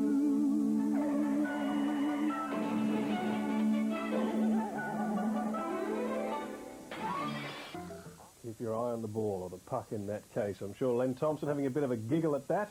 It's half-time out at the MCG in the big match between Carlton and Collingwood. The Magpies were leading early. Let's go out and join Len to see what the situation is at half-time. Thanks, Charles. Well, they are still leading by 8 points at half-time, and it's certainly, ask any Victorian what the best spectator sport in Australia is, and they'll say football. Today is absolutely outstanding game of football here. Carlton played a little better, outscored Collingwood by only 2 points. They kicked 2-7 for that quarter. The half-time scores were 8-8-56 Collingwood to 6-12-48 to Carlton. And Carlton looked quite a better side that quarter. They were more dangerous up forward, where Kernahan playing in the forward pockets doing an excellent job. And for the Collingwood side, Dacos and Cloker really holding them together. They looked a little bit shaky, Collingwood, in that quarter, but were able to kick 1 or 2 goals, or just those 2 goals that kept them in. But overall, a fantastic demonstration of football. Nearly grand final atmosphere. The Victorians are out here in force. We'll see that crowd. I think it's close to 80. The top of the southern stand and the northern and the western stand. They're all, the top decks are full. So again, it's been a fantastic day. Magpies 8-8-56 to the Blues 6-12-48. Now to John Rice. Here at VFL Park, North Melbourne has built up a 36-point lead. 7-11-53 to Fitzroy 2-5-17. The North Melbourne small men have been creating havoc to Fitzroy, led by the Cracker brothers, Cleary and Clarkson, while Ian Fairley has kicked 3 goals in the forward line for North. At this stage, Fitzroy are very haphazard with their kicking, and they have no direction and playing with no purpose whatsoever. If they keep going this way, North Melbourne's in for a big win. But at this stage, at half-time, North Melbourne 7-11-53, leading Fitzroy 2-5-17 to Mike Hanlon. Half-time at Cardinia Park, and Melbourne 5-7-37 lead Geelong 5-4-34. Melbourne lifted that quarter and had a lot more of the play, but struggled to convert in the early stages. John Northey brought Andy Lovell on at the 10-minute mark and was rewarded with 2 goals in 10 minutes. As is common practice for Melbourne, Steve O'Dwyer and Jim Steins changed from the ruck at full forward. O'Dwyer contributed another later in the quarter, and Melbourne were looking good. Flanagan did well during the second quarter for Geelong, and Brian Wilson came into the play directing traffic as only he can with 21 possessions. Gary Ablett gave Geelong fans a big scare when he fell heavily at the 13-minute mark and was immediately taken from the ground holding his shoulder. He did return later in the quarter, but he hasn't had a significant effect on the game at this stage. Both sides have been running and hitting hard, and neither side has flinched at this point in time. From what we've seen in the game so far, I think I'd favour Melbourne to take out a tight game, but there's really nothing in it. Just repeating those scores, Melbourne 5-7-37 to Geelong 5-4-34 to Steve Perkins. Here at the Western Oval at half-time, it's a 3-point lead to Hawthorn, 6-9-45, Footscray 6-6-42, and a great first half of football it was too. Hawthorn started the game surprisingly with Gary Buckenara on the bench. He's been a star for them all season, but one can only assume there's something wrong with him because we haven't seen him in this first half. What we have seen, though, is a great duel on the wing between Robert Di-Domenico and Doug Hawkins. Hawkins started the first quarter in sensational form. He had Pritchard shifted off him within 9 minutes of play. But then in the second quarter we saw Dipper get right on top, and he was the driving force for Hawthorn, and they really did control that second quarter, although they didn't kick too many goals. They're having a bit of trouble up forward. They're a bit Dunstall conscious, and in fact it's been left to Chris Mew, who's playing at centre half back and having a fantastic duel, by the way, with Peter Foster. It was left to Chris Mew to come down and kick their only 2 goals that term, and he's in fact is Hawthorn's only multiple goal scorer.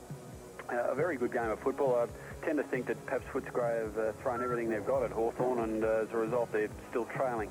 But it's going to be a fascinating second half. Just repeating that half-time score, it's Hawthorn 6-9-45. They're 3 points in front of Footscray, who are 6-6-42 to James Weston at Windy Hill. Half-time here, West Coast 9-4-58. Lead Essendon by 14 points, 6-8-44. The Dons lifted their work rate that quarter but failed to make much of an impression on the scoreboard. The Eagles lead, as I said, stands at 14 points. West Coast held their lead thanks to kicking 5 straight goals that quarter. Holmes and Hart have kicked 2 each, while Terry Danaher came into the Dons game up forward. He's kicked 2 goals, and he's given them something to kick to in attack, something they sadly missed early on in the first quarter. It's a fairly even game at this stage. The Eagles have a slight edge, and Essendon will have to cut out their fleet of runners. Barrage, Holmes and Worsfold are all doing well, and the Dons will also have to use the ball more effectively in attack. They kicked fairly inaccurately that quarter. Those half-time scores again.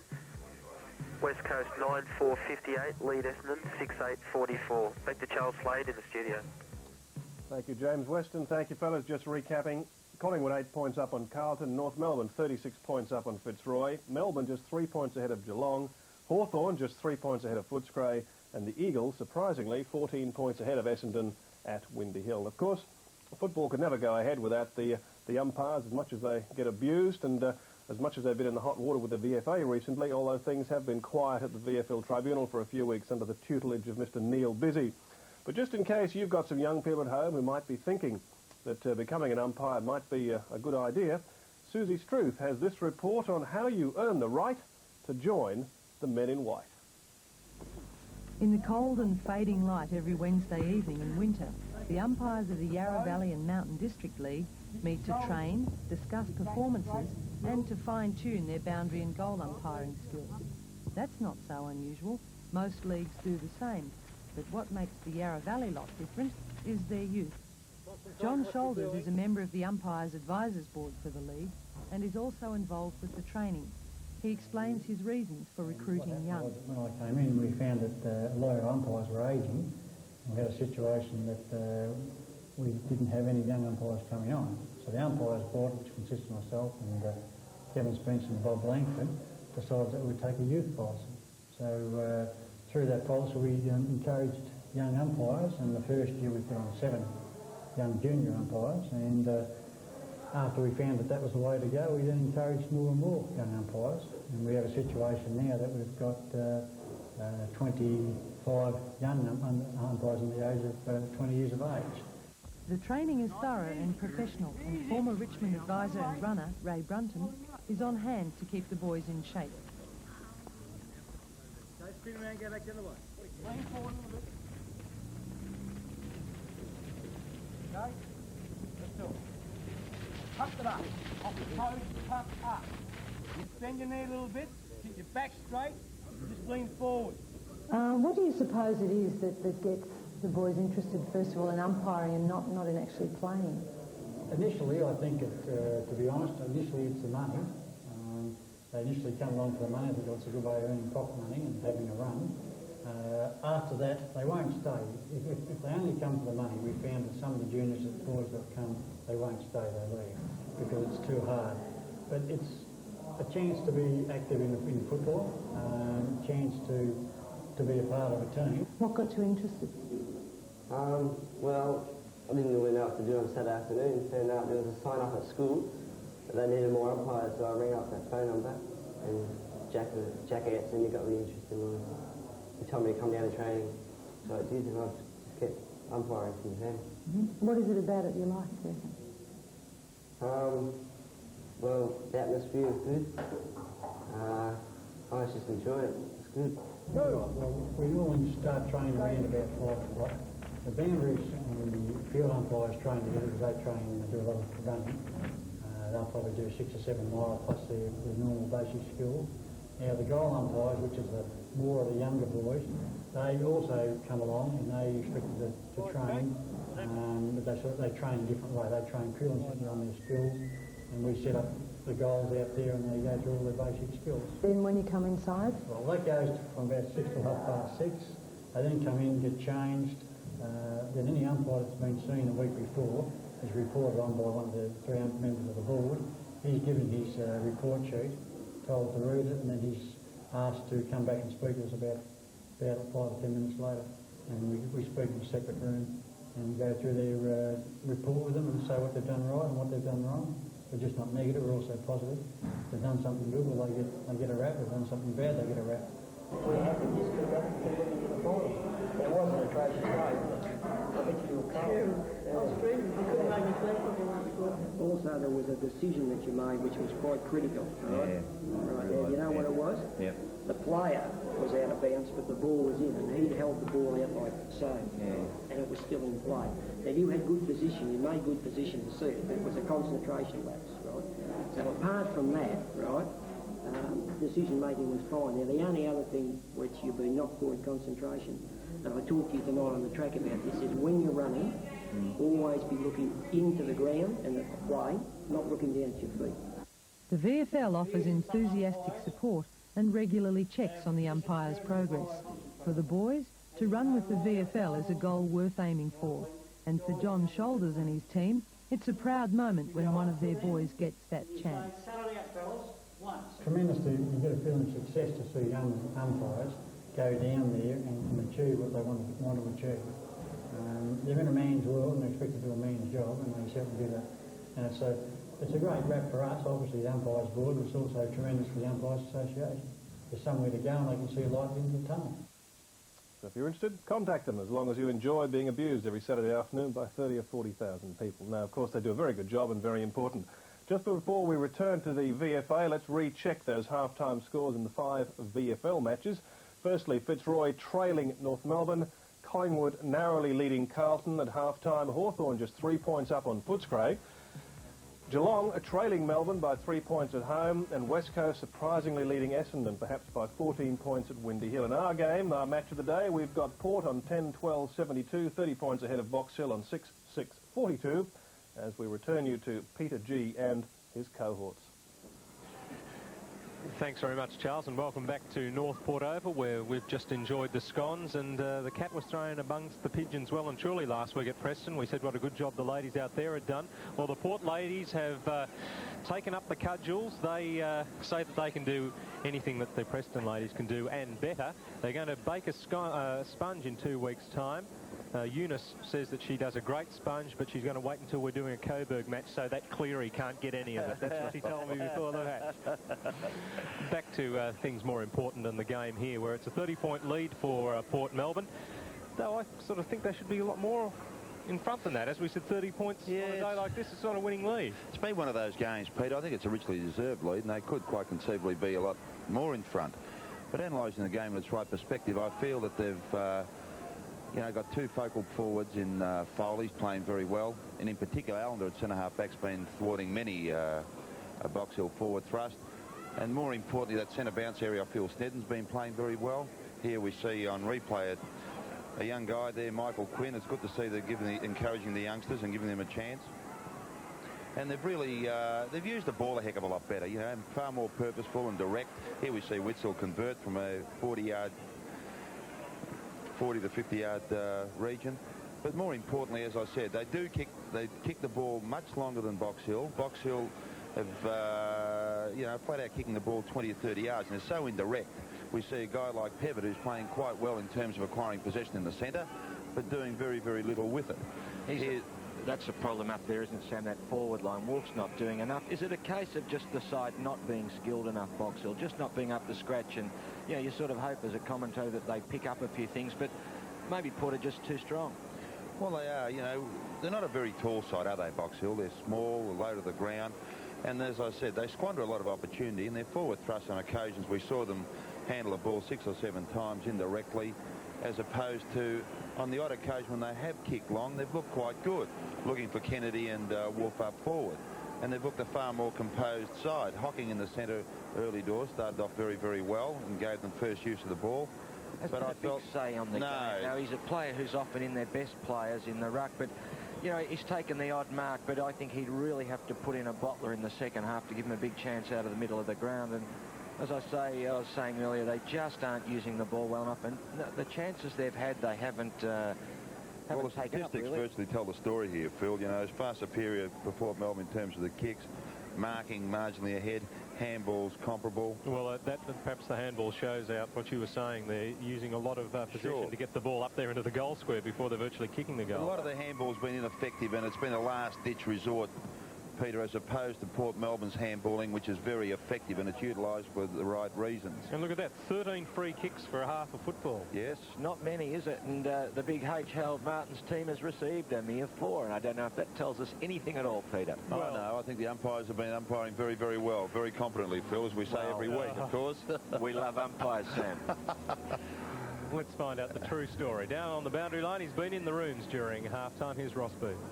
Thanks, Peter. Well, I've been in one room. That was the Port Melbourne room. Harold Heatherton has some problems. He's had a bit of slight concussion. May not reappear. George Allen wants more from the players. Harold Martin, he might have had enough publicity for the week because it was very difficult, in fact impossible, to get into the Box Hill rooms.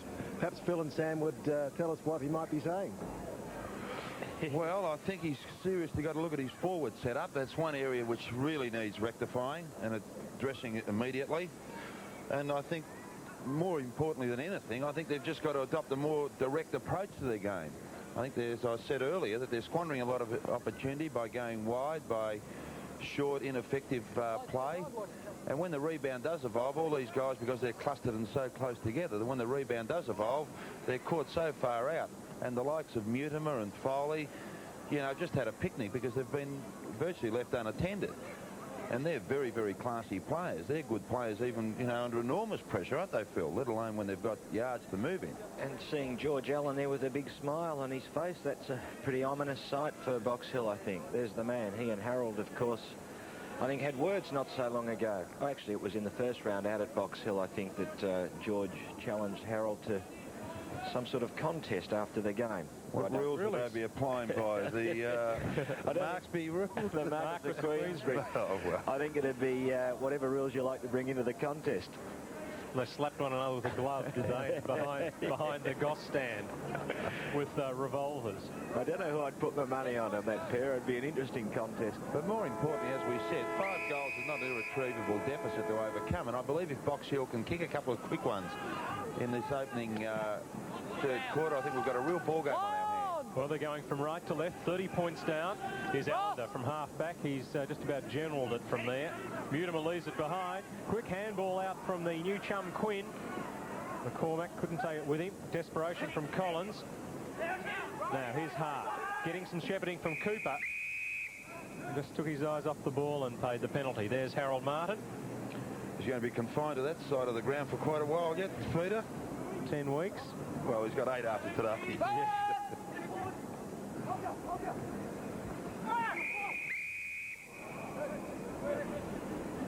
So it's about 60 metres around from the Port Melbourne goal. The 239s, Cooper for Port. On him, Banfield.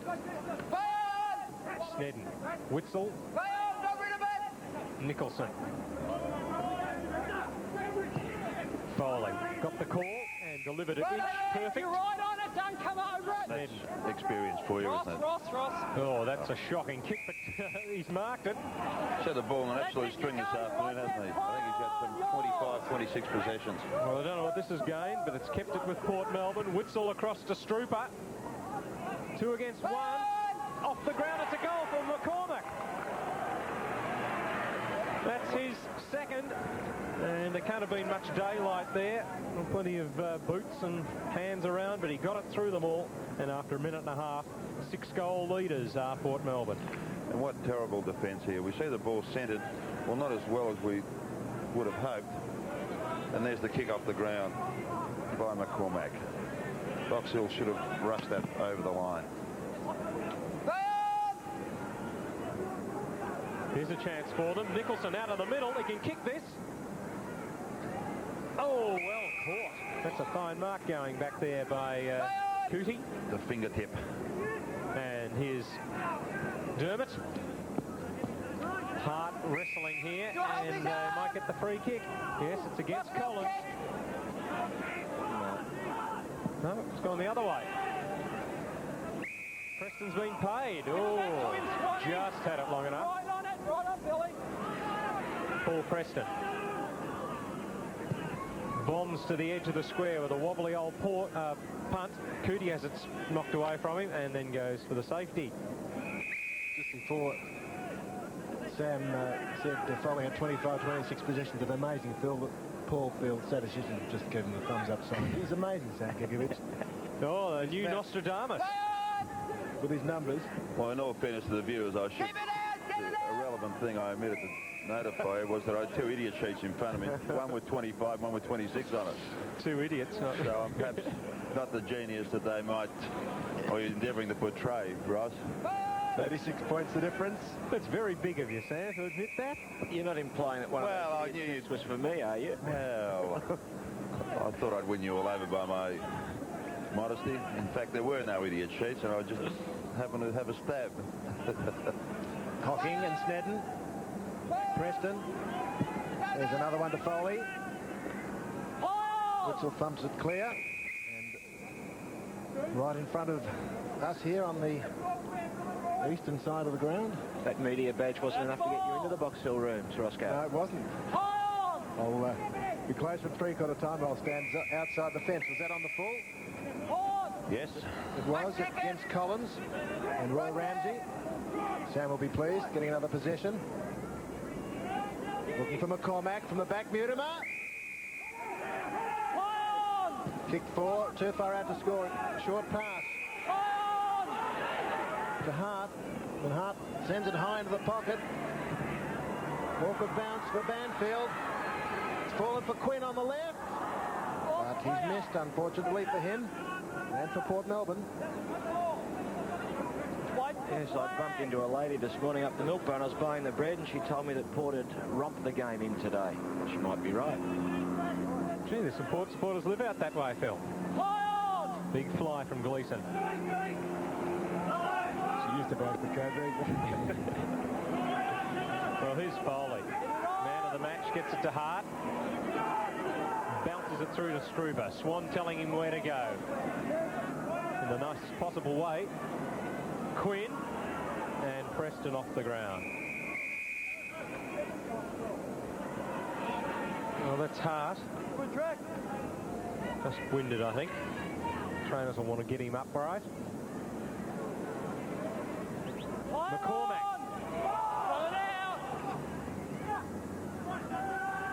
Gerrard. Oh, good mark. Yes, he can take it. Grabby just hasn't been able to pull them in today. Box Hill supporters will want to see a lot more of that, Phil. Yes. Burke leaves it behind. Heatherton. Well, he got his kick. Wolf. Oh, very clever to Burke. Here's a goal. Just a bit slow, but has he found the man? He has. Directly in front, Fitzgerald has kicked 2. Well, a combination of soccer and football might be their forte, Peter. Well, he picked the right option there, Wolf. Yeah. There's no way he's going to pick it up and get a handball away without being collared. It was a beautiful little touch. Right there. Right on it. Oh, he's missed it. That's a very bad miss from Fitzgerald. After a good piece of play from Box Hill after 6 minutes. The difference here is 36 points in favour of Port Melbourne. Len Thompson. We're at the 7-minute mark here. Collingwood at 9:11.65. Carlton 7:12.54. John Rice. At the 16-minute mark, North Melbourne 8:13.61, leading Fitzroy 4:6.30 to Mike Hamlin. We've played 13 minutes at Cardinia Park and Melbourne have kicked away. They lead 7:7.49 to Geelong 5:4.34 to Steve Perkin. 11-minute mark, Hawthorn 7:10.52, Footscray 7:9.51, James Weston. We've played 30 minutes at Windy Hill, Essendon 9:9.63, lead West Coast 9:4.58. Back to the VFA. Still 6 goals the difference. Favour of the Boroughs. The red and blue. Mr. Brown's goal. The Mustangs. Box Hill. They need some goals quickly to get back in this match. Good attack, Port. Preston. Port in attack. Where are we? What day is it? Right out. Keep coming, So Port. minor score to Port Melbourne. 37 points. Gerrard. There's a Dwyer, not a good kick off the boot. Snedden not quite on the second grab. Collins fumbles it. Hogan comes into support. And now they get away through Collins. Centres it just over the head of Hocking. Been a little quiet. Beaten by Swan. Now Wolf showing a bit more desperation. Gleeson rides the bump nicely but loses the football. McCormack in front, too tall. Risky hand pass, the man's free. Into the pocket. Oh, there's a lucky bounce. Cooper. Can he hook it over the shoulder again? He has! Second goal over the shoulder from Cooper. Dean Cooper. And Port Melbourne now by 7 goals. Really is inept defence here from Box Hill. Gee, wasn't a very kind bounce though, Sam, was No, it wasn't, but by the same token, the damage was done further afield. You know, just giving far too much latitude to the forwards. I think you watched Neil Jordan a few weeks ago on ABC television. Well, if Jordan had been in possession, we wouldn't have even raised our voices because of expected it. Well, exactly. They've doubled them, Port Melbourne. McCormack's having a great quarter. Oh, it's fallen into the hands of Foley. Hasn't got a left foot. Good positioning there from Banfield. Held out Cooper well. I think they'll donate this ball to him after the match, won't they, to Foley? I think it's his already. Just in here. But he's working very hard too. He's covering a lot of ground and getting himself in front. 20 metres out from the Port goal. Banfield took the tap from Hocking. Away it goes from Collins. Knocked away from Preston. Allender. Nice pass. Oh, beauty.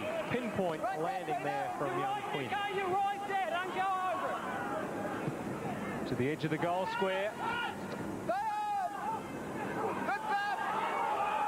Hocking. Yeah. Well, enough it's gained much. Morrison. Well, plenty of loose men here. In the middle, it's Pevitt. It's all right, it's all right. Right out of it, right out. Quick hands from Burke. Back it comes to Wolf from Preston. Wolf from 40 metres. It's home. Well, that home gut gives them a lift. Come on. Inject a bit of life into the... Look a bit lacklustre at the moment, but that might be just the tonic they're looking for to get them back into the game. Come on, cut the top. Cut it Good out. handball here. Wolf steadied from about 40 metres and kicked truly. And the umpire telling the players to cut the talk. It's an interesting one. Well, just behind play, the viewers mightn't have seen it, but when Peter was commenting on the passage of play, he said quick hands. But there was a couple of exchanges of quick hands behind play that the viewers wouldn't have seen. And quite effective ones too, I might add, from Pevitt. 38 points now to Port. Through Heatherton, who has reappeared. Foley. Quinn. Oh, good tackle by Hogan. No doubt about that. Hens must kick it. Must kick it. A very good tackle, that. It's called hard tackling. The Hogan does kick it. Looking for Wolf in front of Allender. Good play. Could have fed it out better. Witzel. Get it out. Play on, he got it out. He's trying to get it out. Tough in there. Pivot now. To Hocking. Chance to score. He's it up, Mark. Through, out. It bounced the right way. It stayed in the ground. Fitzgerald trying to do the best, and with a bit of ounce of luck, that could have gone over the line. Clear it out. Don't go through the mark. Dear me. Smith. Witzel, will he get there in time? That's a good run from Mark Witzel. They'll run away from him. Allender. Falls short. Morrison got the hand to it. That's solidly by Hart, but keeps going, Morrison. They just lack that bit of polish, Box Hill, don't they? They're working very hard and their endeavour's great, but they just lack that little bit of finesse, don't they, Phil? Dead right, Sam. Over the back was clever from Snedden. Knock on goes astray. Pevitt feeds it through to the running Gleeson. Burke. Smith did well. Yes, he didn't give him much room there. He was trying to turn onto the left foot. Wasn't a very good kick from upfield. Those Box Hill are missing Peter Burke now at Essendon, their champion roller. Hocking down to Nicholson. Wolf. Oh, hemmed in, but he's got the ball through to Nicholson, who kept running to Preston.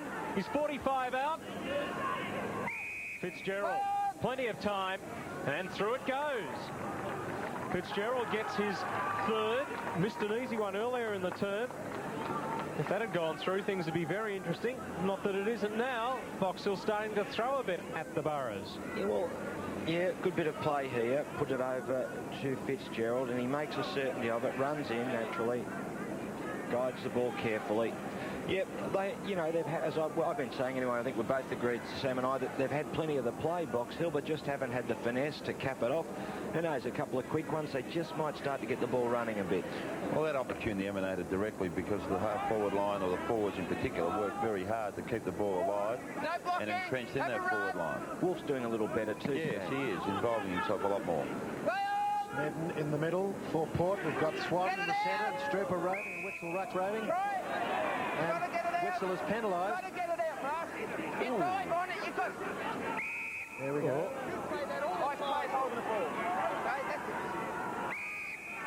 Yeah, I don't think they've been consistent on that today. They've been giving people a fair length of time, I think, to get rid of it. Ramsey. Mutimer. And in the end, it was good umpiring. I thought he might have reported him for, well, disputing a decision. Can you be reported for that, Phil? Yes, I think you can. You think? I certainly can. Nicholson. Who's this Gleeson? Oh, finds Wolf, and he's coming right into it. Short pass. Daisy cutter to Preston. Will kick from about 50 metres. And the difference is 30 points. 16th possession for Preston. Straight in front. It's not a very long kick, though. I don't know if he'll make the distance. It crumb it off the hands, would you, Phil? In front of the pack. Let's watch. Well, no crumbs there. The hands of Snedden were too strong. Wolf will have to retreat a couple of metres. Let's go around the grounds. Len Thompson at the MCG. We're at the 16-minute mark here. Carlton have just hit the front. They're 9-14-68 to Collingwood 9-11-65. John Rice. At the 25-minute mark, North Melbourne 10-15-75, leading Fitzroy 6-6-42 to Mike Hanlon. We played 21 minutes at Geelong, and Melbourne 8-9-57 lead Geelong 6-5-41 to Steve Perkins. 20-minute mark, Hawthorn 9-13-67, Footscray 7-9-51, James Weston. We've played 21 minutes. Essendon 9-11-65, lead West Coast 9-5-59. Back to the VFA. 30 points the difference here. They moved that from full back to full forward pretty quickly, the Burrows. And all the players doing a bit of umpiring as Snedden's coming off the ground.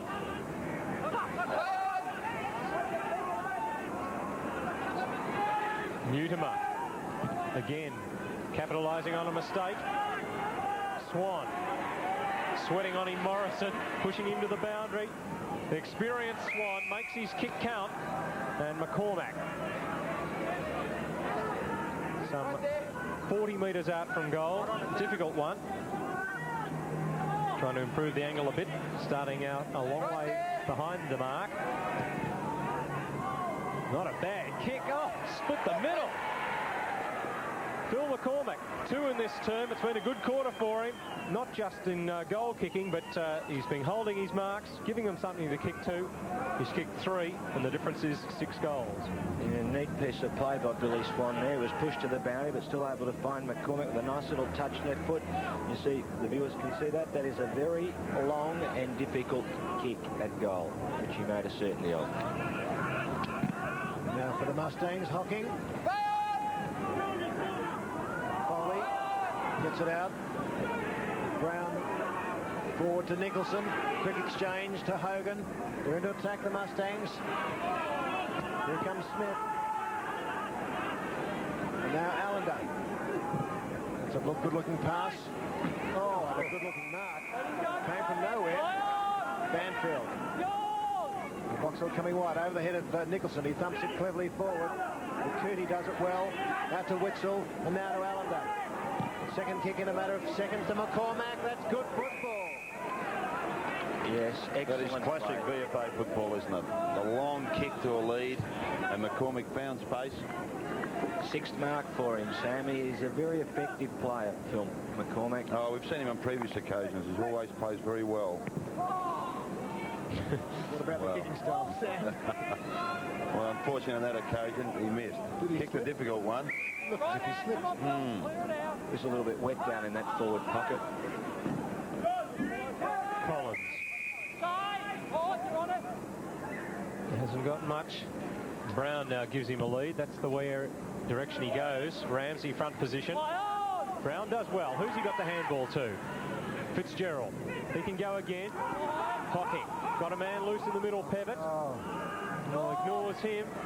Chips a pass that won't make its target. Oh, good tap back towards Gleeson. Heatherton's desperate as well. Gleeson to Pevitt, who's followed down. Oh, did very well. Brown taps for Fitzgerald. Too much pressure on him, and Port withstand it. Ramsey on his own Allender. Over the top. Oh, not a good handball, but Foley might just bounce up for him. Preston, desperate. Met well. Cooper. Oh, tap was very clever. McCormack to Foley. Cooper up quickly. And he's got it. Oh, he charmed that run through. And Cooper kicks his 3rd. A good debut from him. Foley involved twice in that manoeuvre that took it from back pocket to forward pocket and the goal. Great passage of play here, and Foley's got to be commended. He really worked hard, as you said, Peter, involved himself on 2 passages of play. And for any young aspiring VFA footballer or footballer out there to mould himself in a ruck rover, you're seeing a classic display here from Foley, working very hard. How many possessions? His 33rd possession. Well done. Only seen a minute ago, I said 26. He's knocking them up. Witzel. Here they go again. Foley, there's another. Not sure. I didn't really dispossess. He got dispossessed, didn't he? Well, if that was holding the ball, That was a definite holding the ball. There is no question about that whatsoever. Here it is again. Oh, yes. An eternity. Well, that's what they've been doing all day, but Witzel got pegged very quickly earlier. Gleeson with the free. At half back. Mustangs facing a big deficit now. High was Wolf, but the punch from Crimes was good, who's on. Steadman having a brief rest on the bench. Still tough. Both sides tackling hard. My word, Ross, a lot of desperation being shown out there. The endeavour hasn't waned at all from the outset. Ooh, big leap too, and here we see, we don't actually see the holding the ball there. Allender's tap got the call from Swan, and you saw the high tackle. That's not Swan, it's Quinn. He finds Witzel. Open goal for Mark Witzel. And he's missed it. Easy as you like. See, Port Melbourne have got Allender in the ruck now. Yes, Snedden's off the ground, and they've got going to Crimes to centre-half back, yes. Banfield from full-back. Pevitt roves well. Gerrard finds Preston. Who's got the pace here? Strooper's mowing him down quickly. He did mow him down. Really rode him to the ground. A lack of finesse there. Just stacks on the mill. Mounted him like he was jumping on the old wooden rocking horse. That's a few years ago, Phil, though. On! Let it on! Easy! It's trail bikes these days, Sam. Wow. No, I think they've even gone out. Have they? Yeah. Sports cars. I think it's back to skateboards this week. Wolf. On! Try! Fresh air shot Hit it by on! Heatherton. He's concussed a little bit, so we're going to excuse him. Nicholson being fairly quiet. In the way of Smith, that's done well. Burke should have put more pressure on. Port raced it out of the fence. Foley being held without the ball. Straight back, lads!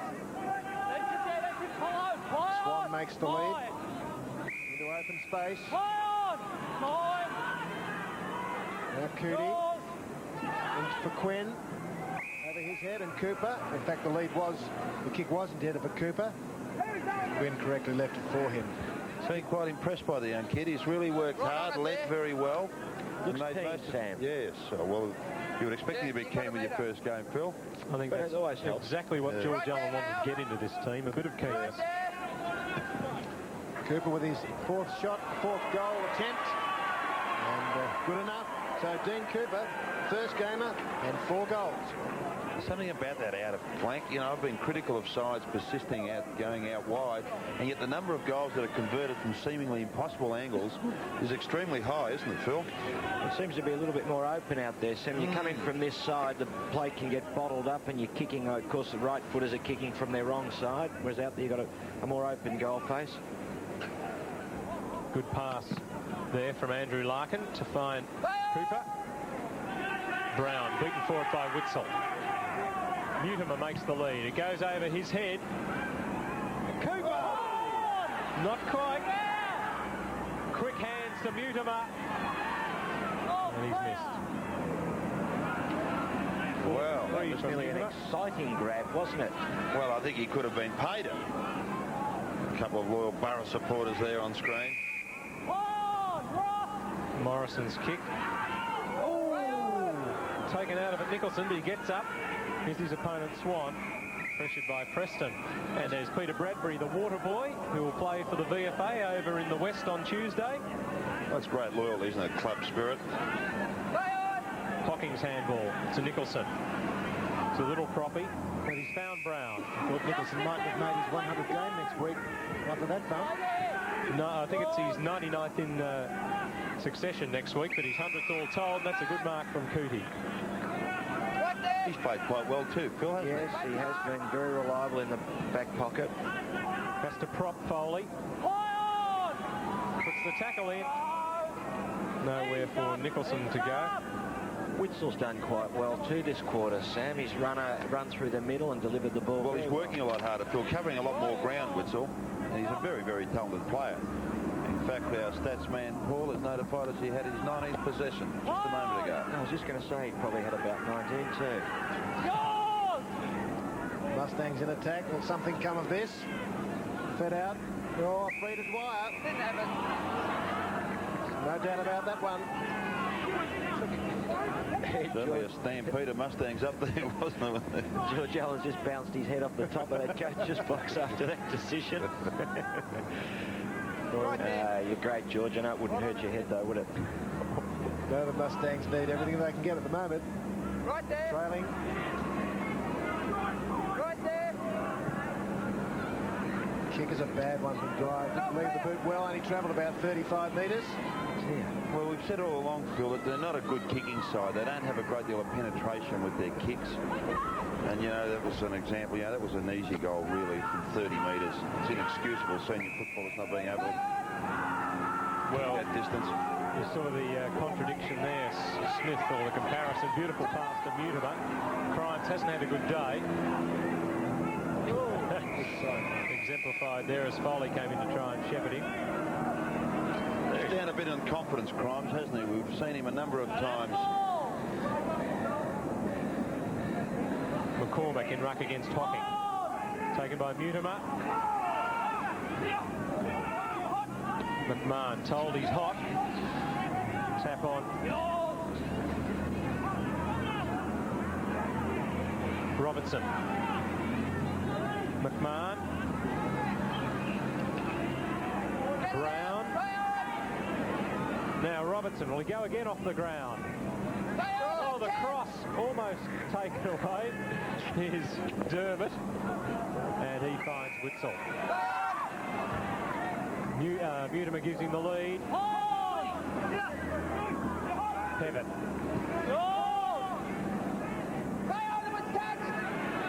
Gleeson.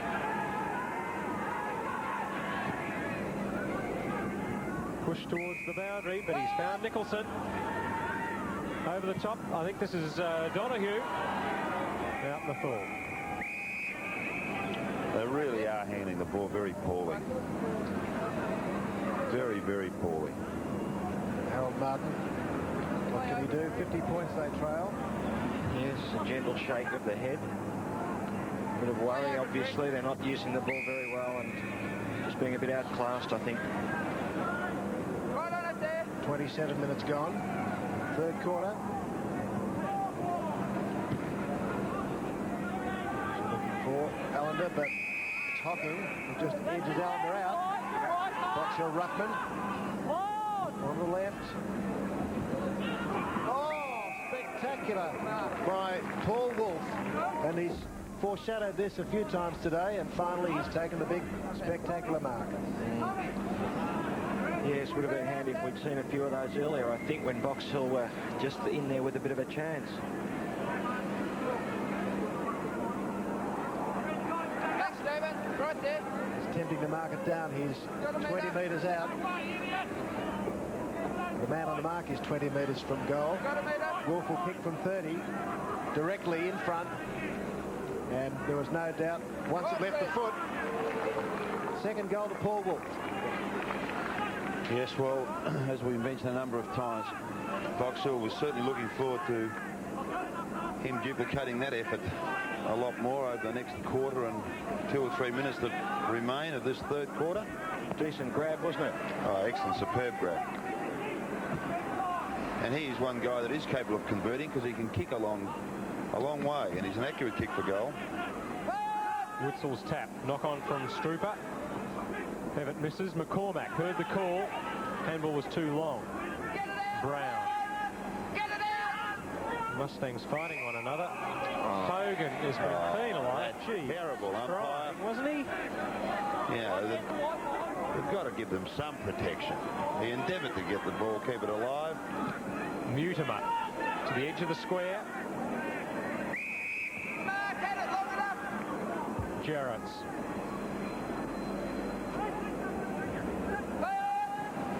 Oh, dangerous.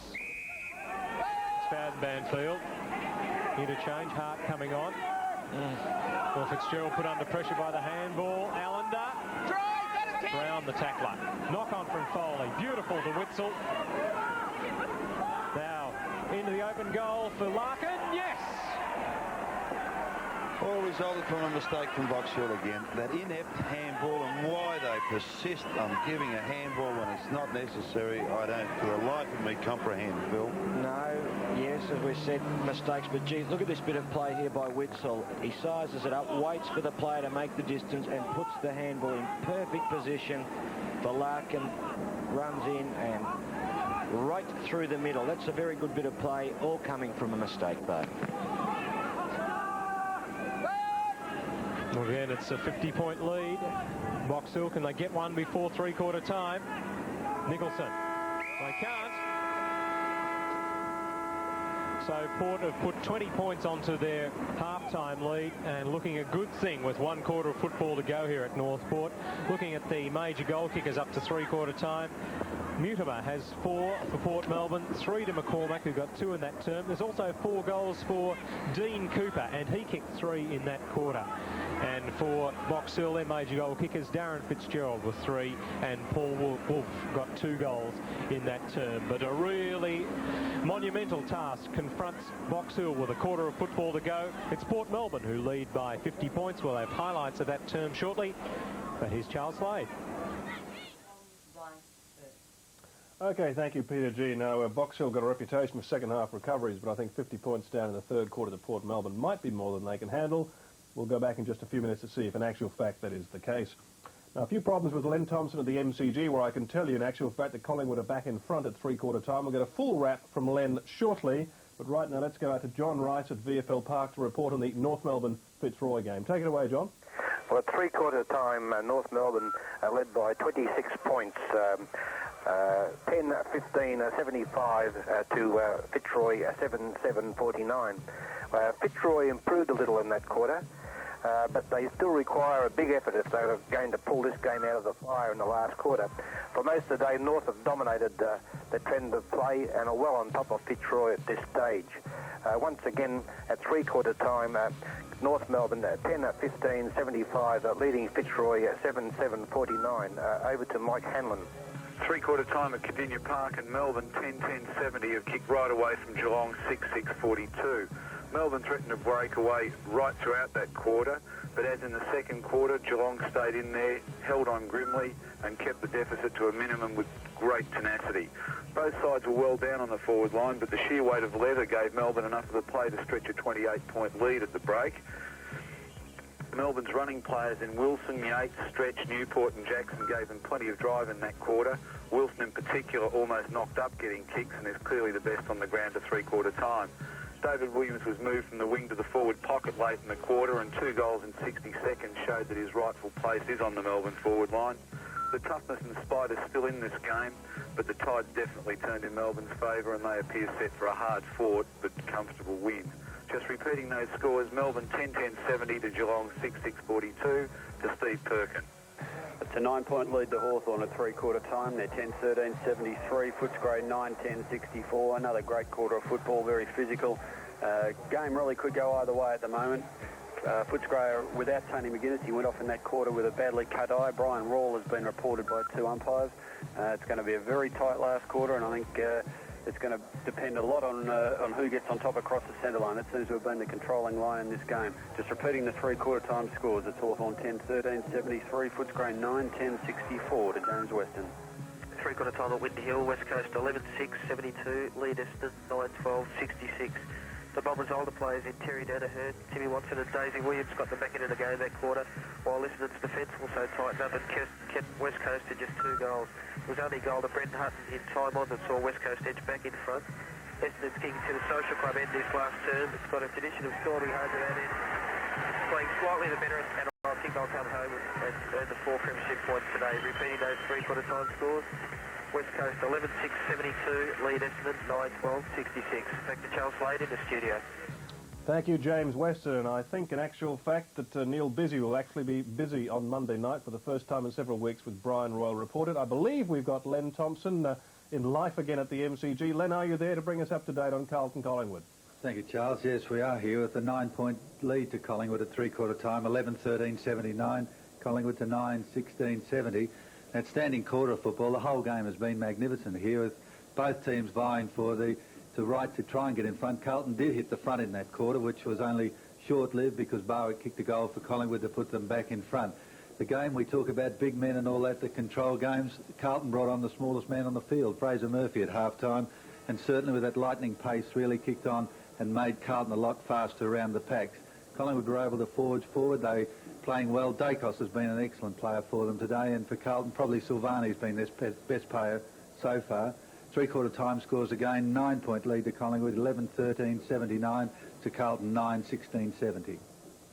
Len Thompson, thank you very much, sir. A thriller there. Collingwood leading by 10 points, by 8 points and 9 points. So a good game at the MCG. 6 points between the Eagles and Essendon, and just 9 points Hawthorn ahead of Footscray. We'll go back to the VFA in just a moment, but just a reminder, of course, about Sports Arena coming up after the football in about 35 minutes' time. Here's a sample of what's in store in Sports Arena. Coming up in Sports Arena, highlights of the men's semi-finals at Wimbledon. Beach volleyball set to go big time. We profile the mega-dollar talent in the Bicentennial Gold Cup. We get in tune with the artistry of synchronized swimming, and we'll show the toffs how to play polo in a canoe. All that plus Hall of Famers Clive Churchill of rugby legend and boxing great Dave Sands, and the crucial NBL game between Hobart and Illawarra. And we'll have, of course, a full report on the motocross at the National Tennis Centre last night. But right now, back to the VFA as we rejoin Peter G, Sam Kekovich, Phil Cleary, Ross Booth and the ladies with the scones. They're well and truly gone, I can tell you, Charles. They only last about 3 or 4 minutes here in the Gourmets box at Northport Oval. Well, 50 points, you'd have to think, Sam Kekovich, that 50 points was too much for Box Hill to get back. I wonder what poor old Harold is saying to them right now. Well, not a great deal he can say to them. Certainly when you analyse their performance in that quarter, they've got to look for a far more concentrated effort from their key forwards. But we mentioned at half-time, that Port Melbourne would probably deserve it of a far greater lead. And yet they certainly stamped their mark of approval in that quarter, Peter. They played very, very well. Two big forwards in Cooper and McCormack, giving them something to kick. Well, McCormack's been an excellent player. Witzel came into his own. Foley, in fact, had about 13 possessions that quarter.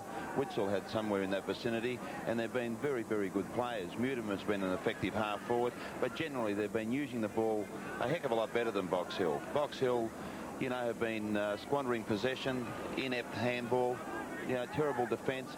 And as we mentioned earlier, Port Melbourne appear to be a little bit more composed and a lot more skilled and talented. Well, with 5 teams just separated by 1 game on the ladder, some percentage here is going to be very helpful for Port Melbourne, I think. Ross Booth has been listening to the coaches. Thanks, Peter. Well, both coaches are trying to instill in their players a message that the game is not over. Harold Martin that Box Hill can win, and George Allen saying that Box Hill have had some barnstorming wins. So maybe it's not over. Well, both coaches thinking along the same lines. The pressure's being put on Port, and that's holding the ball against Allender. He really shouldn't have got the handball. I don't know if he called for it. There was nowhere for him to go. So the high kick from Preston. Oh, behind the pack, Wolf, too slow. And that's nearly out in the full from Foley. Yes! Can't play on. Here's a chance for Fitzgerald. Not much of a chance, I grant you. Well, he's in about 2 dozen mines at the moment. You can see some daylight, as you see, but not a heck of a lot. Perfect shot of it. Yep, you got He's kicked 3 goals. 3 goals, 2 now. The difference is 49 points after a minute of the last term. Well, Phil, they've just got to throw discretion to the wind here and really just attack and run the ball and kick it long and up and down the middle. It's the only possible chance they have. Wouldn't you agree? Yes. Bang it along, see if you can just get a bit of a run on. Who knows? Smith paid that one. Oh, no, the man in front. Snedden, who cooled his heels for half that 3rd term on the interchange bench, just being saved up for this last term. Obviously, George had it right in his mind then that Box Hill can finish strongly, as Gerrards finds McMahon with nowhere to go. Brown under all sorts of pressure. Oh, why did he handball to him there? They were always outnumbered, Phil. Well, it's been indicative of the manner they've played all day, hasn't it, Phil? They've been guilty of doing the same thing all day. Made it very hard for themselves, Sam. 41st possession from Foley, would you believe?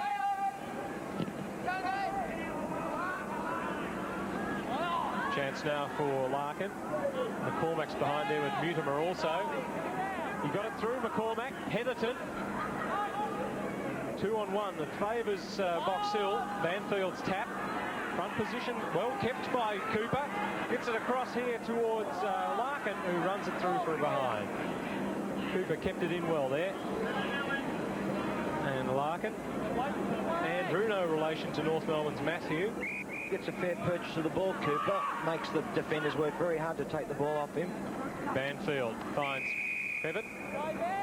He's been a good player. He's been a hard-working player, but as we've mentioned, the one criticism we have of him is the fact that he doesn't use the ball as well as perhaps he should. McMahon. Almost picks out that dog. wonder how that jumper's progressing there with that lady. She must have just moved to a better vantage point. No, there it is. Yeah, she's got a sleeve done. I don't think it is a hole at the top. I think it's going to be a... What's Phil? Can you help me out there? What other out-of-date piece of clothing can you think of, Sam? Well, I wear coats, so I'm not a jumper man. You'd have a fair bit of work to get one to fit round you, Sammy. There's no need for that. Pevitt with the free. Preston. Oh, he's got Robertson behind. Luck's a fortune. Collins. And a good mark taken there. Desperation from Gleeson. Courageous mark. Didn't know what was coming down on him, Sam. Oh, they're not very pleasant to take, Peter, let me tell you. Coming up to the 4-minute mark, they really need this one. 40 metres out. He's got the distance. Well, who's to say they're dead? It's a long way, though, long road to hoe on a hard one. Well, 7 goals they're confronted by. We saw last week Preston almost get themselves out of jail when they were confronted by a deficit of 5 or 6, wasn't it, Phil, when you predicted that they would be on the way back? Would you care to make a similar prediction? I don't think Box Hill can really get up. They're a chance then. 44 points the difference, right. And Strooper, gets a nice bounce. And an open forward line up here for Port Melbourne. Collins, good grab. Hooks it over his shoulder. Neil Jordan, here's a go for Quinn. Off the ground. Oh, no, nicely gathered. Oh, well played, son. Major score. Gee, it's great to see those young kids do so well today. Cooper did so well in front, getting the ball, angling it back in the square. And young Quinn, he hasn't done a great deal, but what he's done very, very well. And as Phil said, playing with a great deal of effervescence and vibrancy in there. Yeah, it's great to see. He plucks this, Sam. Look. Yes. Oh, clever as you like. And the man behind the goals has to duck to heading straight for him. Good bit of play there, and good play by Cooper, wasn't it? Yes. Indeed, good play. Could Back see the rebirth, sorry, Peter, of another Goss in the camp. He's a little bit like Goss, isn't he? Same as I picked out Laurie Hill last week at Preston. No one can say that you're living in the past, Sam. And here's a chance for Preston from 40. Unlucky to score. Didn't score, in fact. Could easily have popped the handball over the top, too, to a loose player. Well, they don't. The handball's never employed for the effective reasons. It's always a last resort thing, isn't it, Phil? 50 points the difference here at North Port. We've played 6 minutes. Port Melbourne, comfortable leaders. Here's a chance for Pevitt. Fitzgerald. Chance for Dwyer. Well, can Gleeson make something of it? Preston. And it's pushed over the bar by Crimes. 49 points the difference. Quick one from the MCG, Len Thompson. 8 points here in the last quarter of the match of the day. 1 point the difference. Collingwood 11-13-79 to Carlton 10-18-78. Now Strooper out of that soft patch to Allender. And Witzel at the back, but in front. Man in front. Stronger hands. Mark. Heard the umpire there, man in front. Boxhill not giving up. Gleeson has to fly, but he's too short. Right there. For Heatherton going straight down the middle. Quinn is in good position there. Unfortunately, overran the ball. Now Preston, who's doing a little more. Chips into the centre. And finds Tom McMahon, who's been relatively quiet. I've got it. And as I walked across the ground, I deliberately walked into that area just in front of the goal square. It's very soft. The ground has been filled in with sand, but it's very hard to keep your footing, so perhaps we might be a bit hard on some players. Well, Mum couldn't blame the soft footing there. He was on firm ground. That Harold Martin highlighted the very good use of the ball by Port Melbourne, particularly with their kicking. Now hang on. Ramsey. Pevitt sweating on it. Wily old campaigner sought the thanks of the boundary line there, Peter. I didn't want to give it back to the boundary umpire. Wasted another 5 seconds. Allender's cap taken by McMahon. Swan. He's got a fair bit of time here. thought he did. Yeah. That was Brown coming in quickly. Did you get caught sometimes, Peter? No, I always evaded those. In my mind, Allender down to Witzel.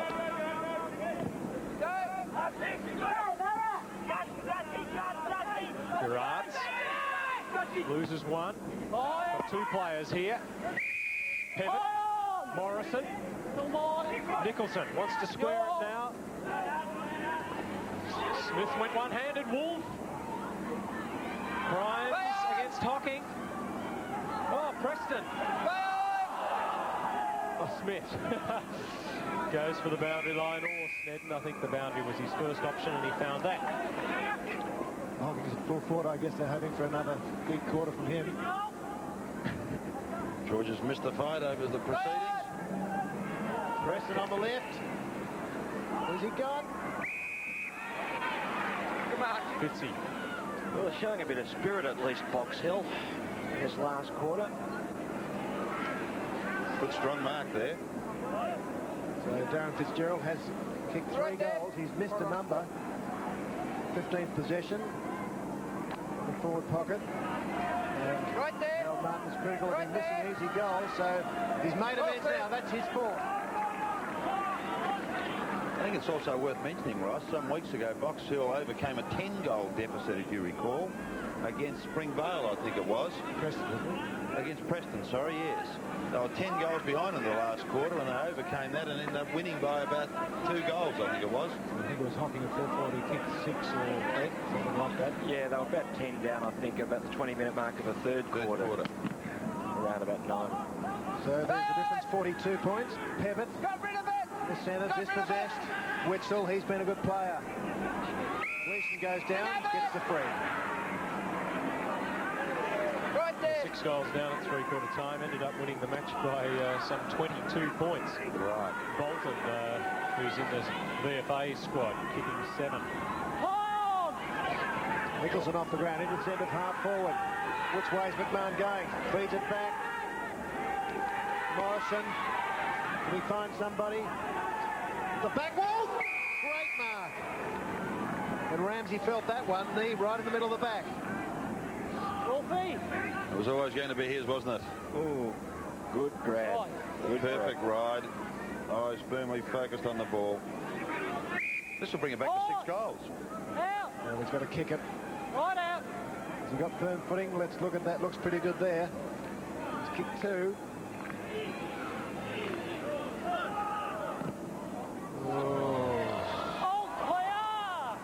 That's sad. Let's check the VFL scores. Len Thompson at the MCG. 13-minute mark here, and Carlton have gone to a 1-point lead. They're 10-20-80 to Collingwood, 11-13-79. John Rice. 22 minutes in the last quarter. North Melbourne 13-19-97, leading Fitzroy 10-10-70 to Mike Hanlon. Played 20 minutes at Cardinia Park, and Melbourne 12-11-83, lead Geelong 6-8-44 to Steve Perkin. 17-minute mark, and it's Hawthorn by 15. Hawthorn 12-14-86. Footscray 10-11-71. James Weston. 20 minutes gone in the last quarter. Essendon by 15 points. 14-15-99 to the Eagles. 13-6-84. Back to the VFA. Man, all the way there. You might have just caught the end of that. In the back Right there. to Foley. Right on it there. How you going up there? 38th possession Right for on it Foley. there. How's the footy going? Makes it 1 goal. 2 Off now. there. So at the 12-minute mark, it is very difficult for Box Hill now. Yes, I think it's shut the gate now, Peter, but I've been impressed with Port Melbourne's. You know, we've given the younger kids a pat on the back, but also their more experienced brigade have really carried them through. You know, the Foleys, the McCormicks, the Allanders and the Sneddens and the Witzels have really carried the burden very, very well. Gleeson. Wolf, who's lifted. The second half, Nicholson. Preston, he's a left footer. Teeth of goal, Crimes at the back. Juggling Mount, not paid. Brown keeps it in, or did he? Oh, I doubt it. Questioning the boundary umpire's decision. Get it out, And he did get out Fitzgerald. But they're always under pressure up there. That expression fell over at the psychological moment, Sam, the Box Hill player. And the bounce in the soft ground doesn't go very high. Away by Strooper. Witzel. The dummy. Snedden. He's got Swan loose. Turns to the boundary line. Now time to kick on his right foot to McCormack. Let him go, you're right there. Lets him go, but not before he pulls him to the ground. That's Hogan. Oh, he's a metre off, and play on calls the umpire. Snedden. Millimetre. Half a metre. Strooper. Straight through the centre. Down the ground, Pevitt to Morrison. Quick hands, but it's dropped by Collins. Fed out to Larkin. Half forward, going deep into the pocket. Diving mark to Newtimer. You can see the 50-metre line there. Two as a left footer. Seventh mark to Newtimer. This one a diving one close to the ground. And he fancies his chances. He's kicked 4. No, he doesn't. Marks the line. Down from half back is Heatherton. Got a metre. 47 points in favour of the Burrows. Torpedo doesn't work, except that McCormack is underneath it. Now Foley. Larkin. Oh, that's a throw, was it? No? Yes, I think it was anyway.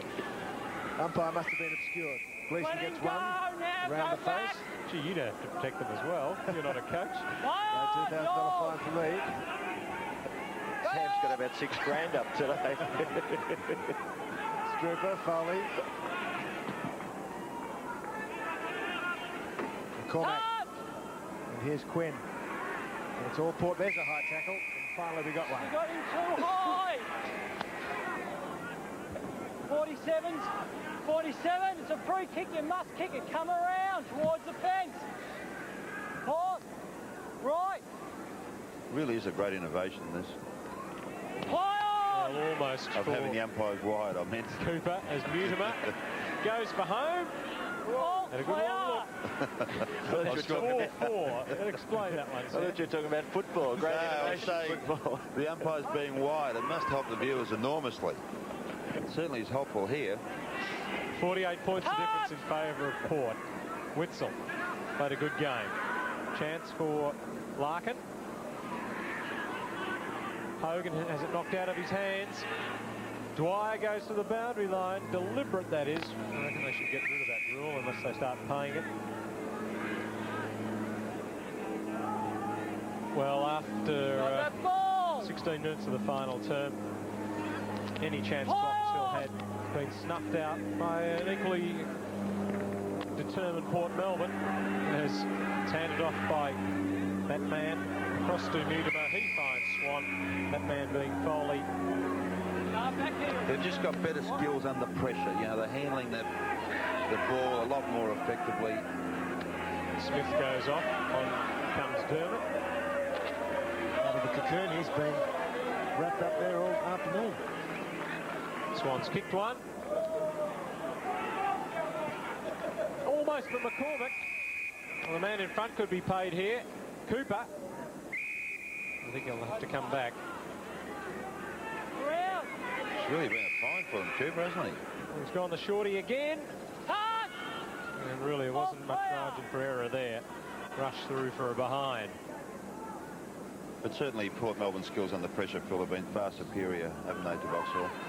Yeah, they're a touch side. Good touch side. Snedden knocks away. Taken by Foley. And here's Cooper. And exactly the point. Nice little chip pass in there to a lead from Cooper in the perfect spot to kick a goal. And I think he'll put it through too. The boy's been doing very well. He's kicked 4.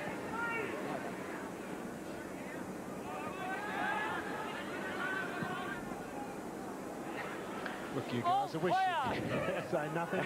I'm not always right, Roscoe. Not Give always. the kid a chance, Phil. He's just starting his career. It's a 50-point lead for Port Melbourne after 18 minutes. Len Thompson. 20-minute mark here in the last quarter. 2 points in front, Carlton. 11-21-87 to Collingwood 12-13-85. John Rice. At the 29-minute mark North Melbourne 15-20, 110, leading Fitzroy 10-11, 71 to Mike Hanlon. Just into time on at Cardinia Park. Melbourne are quite safe now. Melbourne 12-11, 83, lead Geelong 8-8, 56 to Steve Perkin. 24-minute mark here, and when the fighting stops, the scores will show that Hawthorn are 14-14, 98, Footscray at 10-11, 71. James Weston. 26 minutes gone, and Essendon looks home here. 15-15, 105, leading West Coast 13-7, 85. Back to the VFA. Freedom Mutimer. Come on! Got a painful blow to the leg. Accidental. And his 23rd possession. Finds Stephen Allender. Loose on centre wing. There's the score. 50 points the difference. Allender kicks to centre half forward. McCormack palming it down. Gerrards kicks Box Hill forward. Back here, Allender quickly down from wing to defence. Mutimer runs onto his left. Witzel. Good tough stuff there with Hocking. Don't forget, after the VFA match of the day, Sports Arena continues your afternoon sporting entertainment. Two of the features. Preview of the Soccer Gold Cup, which starts in Adelaide on Wednesday. Four-nation tournament. The best from South America against Australia and Saudi Arabia. Brazil and Argentina being the visitors from South America. And highlights from last night's men's semi-finals at Wimbledon. Hogan. Oh, left behind by Gerrards. Gets it back to Hogan. Preston on his own. The running from Pevitt. Allender stymies him for a second. Well, a push in the back, I think, the decision. And Robertson, the recipient of the free, directly in front, 20 metres out. He's kicked one goal. And perhaps a touch lucky, but it's going to make little difference at this stage of the match. Just to make the lead for Port Melbourne 44 points. You got a meter?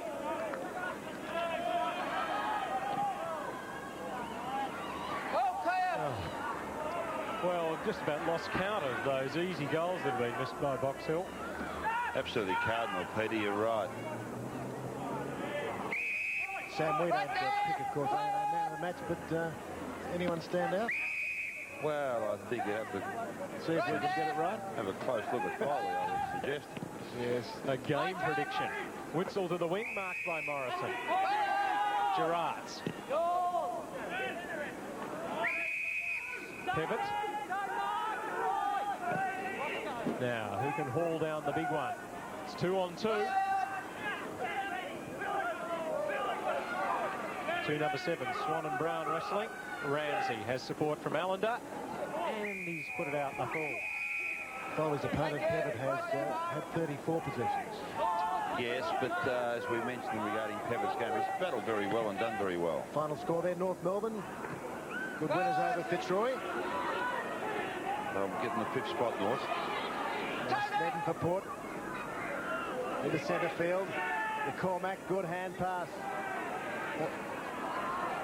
Another one not very good. Diving effort by Smith. And then a backhander to Quinn. Good play. Chip pass. Has he got the man? Just over his head. Good desperate defence by Banfield. Finds Morrison. Morrison looks for Pevitt. Just underneath it. Struper gathers. Oh, uses his legs. One Mustang goes down behind play. Swan overruns it. Good work by Morrison. Ball bottled up in the forward pocket. It was a good shepherd from McCormack, took Hogan out of it. If he saw him, he must have eyes in the back of his head, so we'll have to say it was unintentional.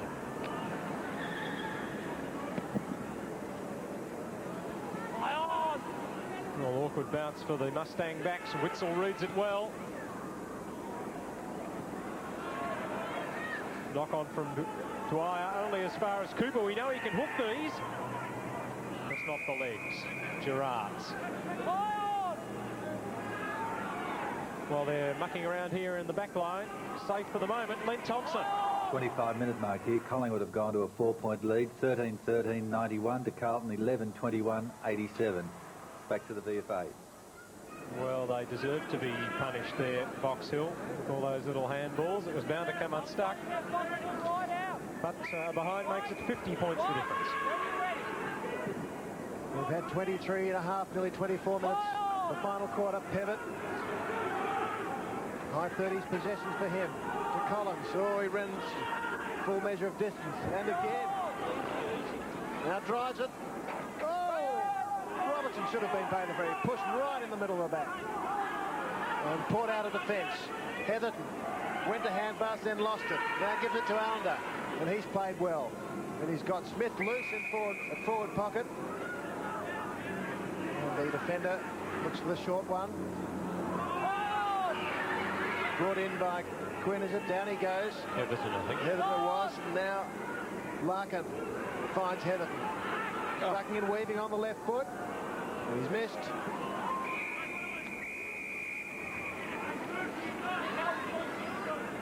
Well, in this term, Box Hill have kicked 2 goals, as have Port Melbourne.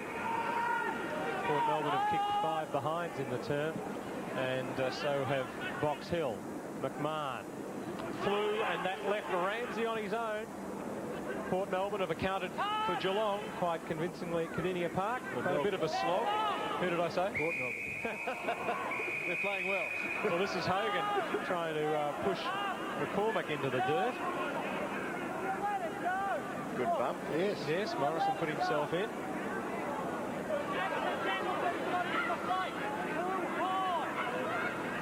It's accidental, you got him too high. You're free, Sandy. Kick it, free kick, stay there. Well, Morrison put the bump in. No holding! And now he's got the free kick. Well, it's a good fair bump too. Strooper's kick will have to be replayed straight away. Nicholson cleaning up the crumbs. Morrison's kick almost marked between the knees by Snedden. Oh, well done, Brown. Gleeson back to Brown. Well, the lead came and the pass has gone 45 degrees. Preston, good shepherd from Wolf. Pivot, beauty. He's been their best player, Pivot. Essendon, a good win. 27 points at Windy Hill over the West Coast Eagles. They're a chance for placing the 5-2, Sam. Well, yes, but I just feel that North Melbourne will slip into that 5th spot.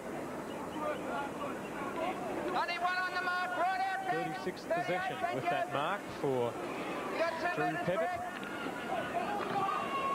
Oh, he's laid back on the kick.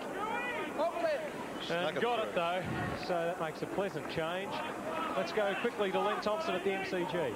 For all those Collingwood supporters, put a smile on your face. Starcevic kicked 2 goals in a minute. It's given them a 16-point lead. They're 15-13-103 to Carlton, 11-21-87. Now back to the VFA. The Maggie's made out of stern stuff in 88. The difference here is back to 44 points in favour of Port.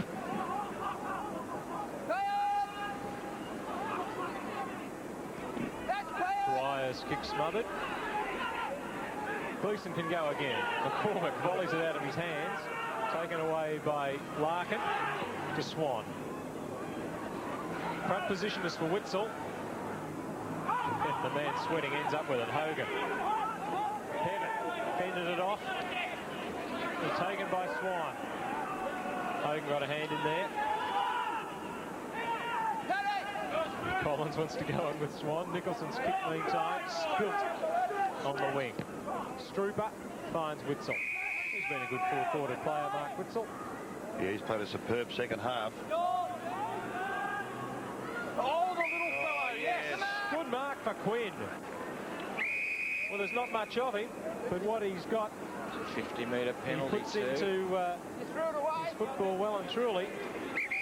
Finds Ramsey as we look at tomorrow's games. Roy Ramsey sets off. No, it's a chance to... It's a 50-metre penalty, Peter. Quinn will shoot right on the goal line. Box Hill player just picked the ball up and threw it to the ground, and you know better than that. Well, there's tomorrow's games. And with players off on VFA duty, be a chance of an upset or two. Anything's possible tomorrow. Match of the day is at Coburg, no doubt.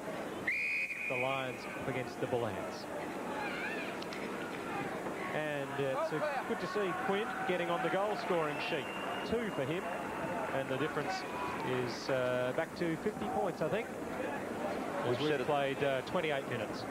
Sorry, Peter, we've said it before, but it's been a very encouraging debut from young Quinn. And it's great to see these youngsters coming through the ranks. In the true Port Melbourne tradition, Phil.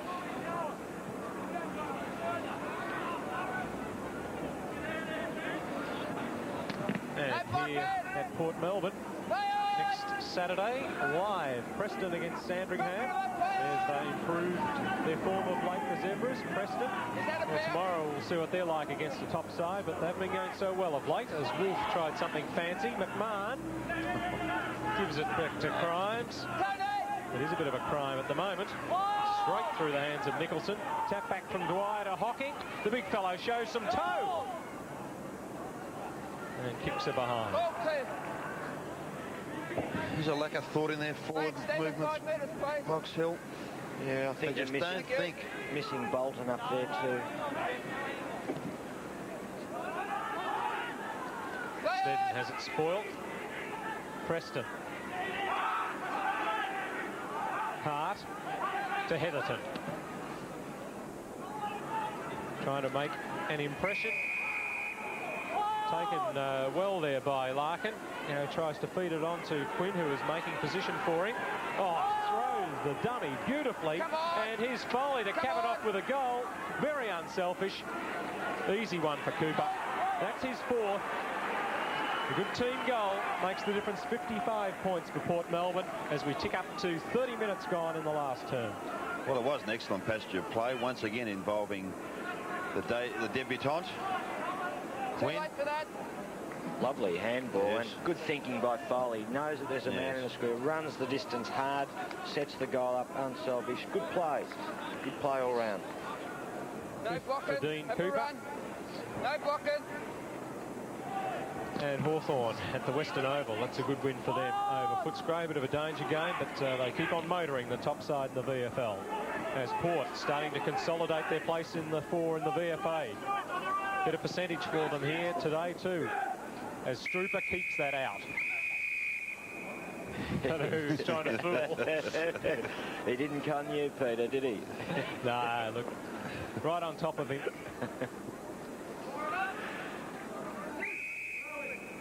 Might be a skill we could work on at training, Sam, that one. Deceive the boundary umpire. Practice. I've got more pressing problems at the moment. Haven't we all? Just between you and I. Strooper to Hart. High flyer Smith.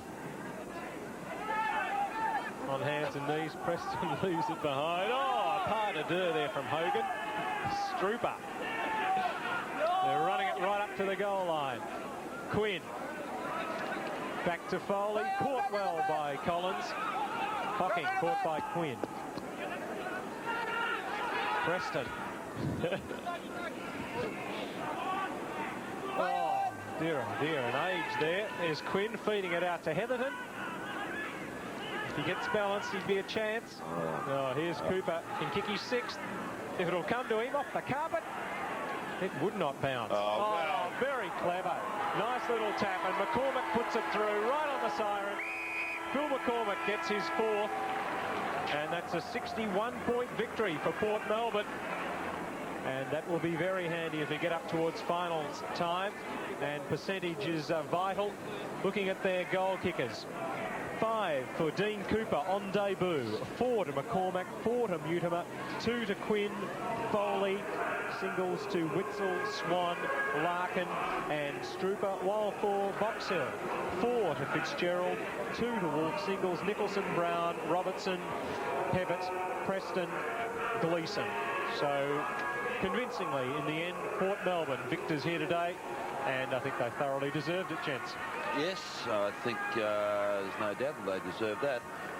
I think they were in a position where they could overcome their the losses through the VFA content. I think Box Hill suffered more from the loss of the VFA players, really, Sam. I think a sub without the same depth, there's going to be more trouble. The likes of Bolton at full forward just would have settled them a little bit down on the floor. Sure, earlier. We thought the rucks, Chadban missing, that's what George Allen was worried about, but the rucks played no part in the game. No, played not very, at all. very well. I thought the rucks did very, very well. I thought Snedden played a superb game. Let's quickly go down to Ross Booth in the dressing rooms. We've got man of the match, Jared Foley, to present the trophy, Athol Hodgetts. Well done, Jared. Congratulations. It's a pleasure in presenting the A&A award for the man of the match. Well done. Thanks. Terrific stuff. Well done, Jared. Thanks. Back to the studio, I think, or Peter G. Well, just time for us, Ross, to say goodbye from Port Melbourne. We'll see you next week. And 61-point winners were the Boroughs.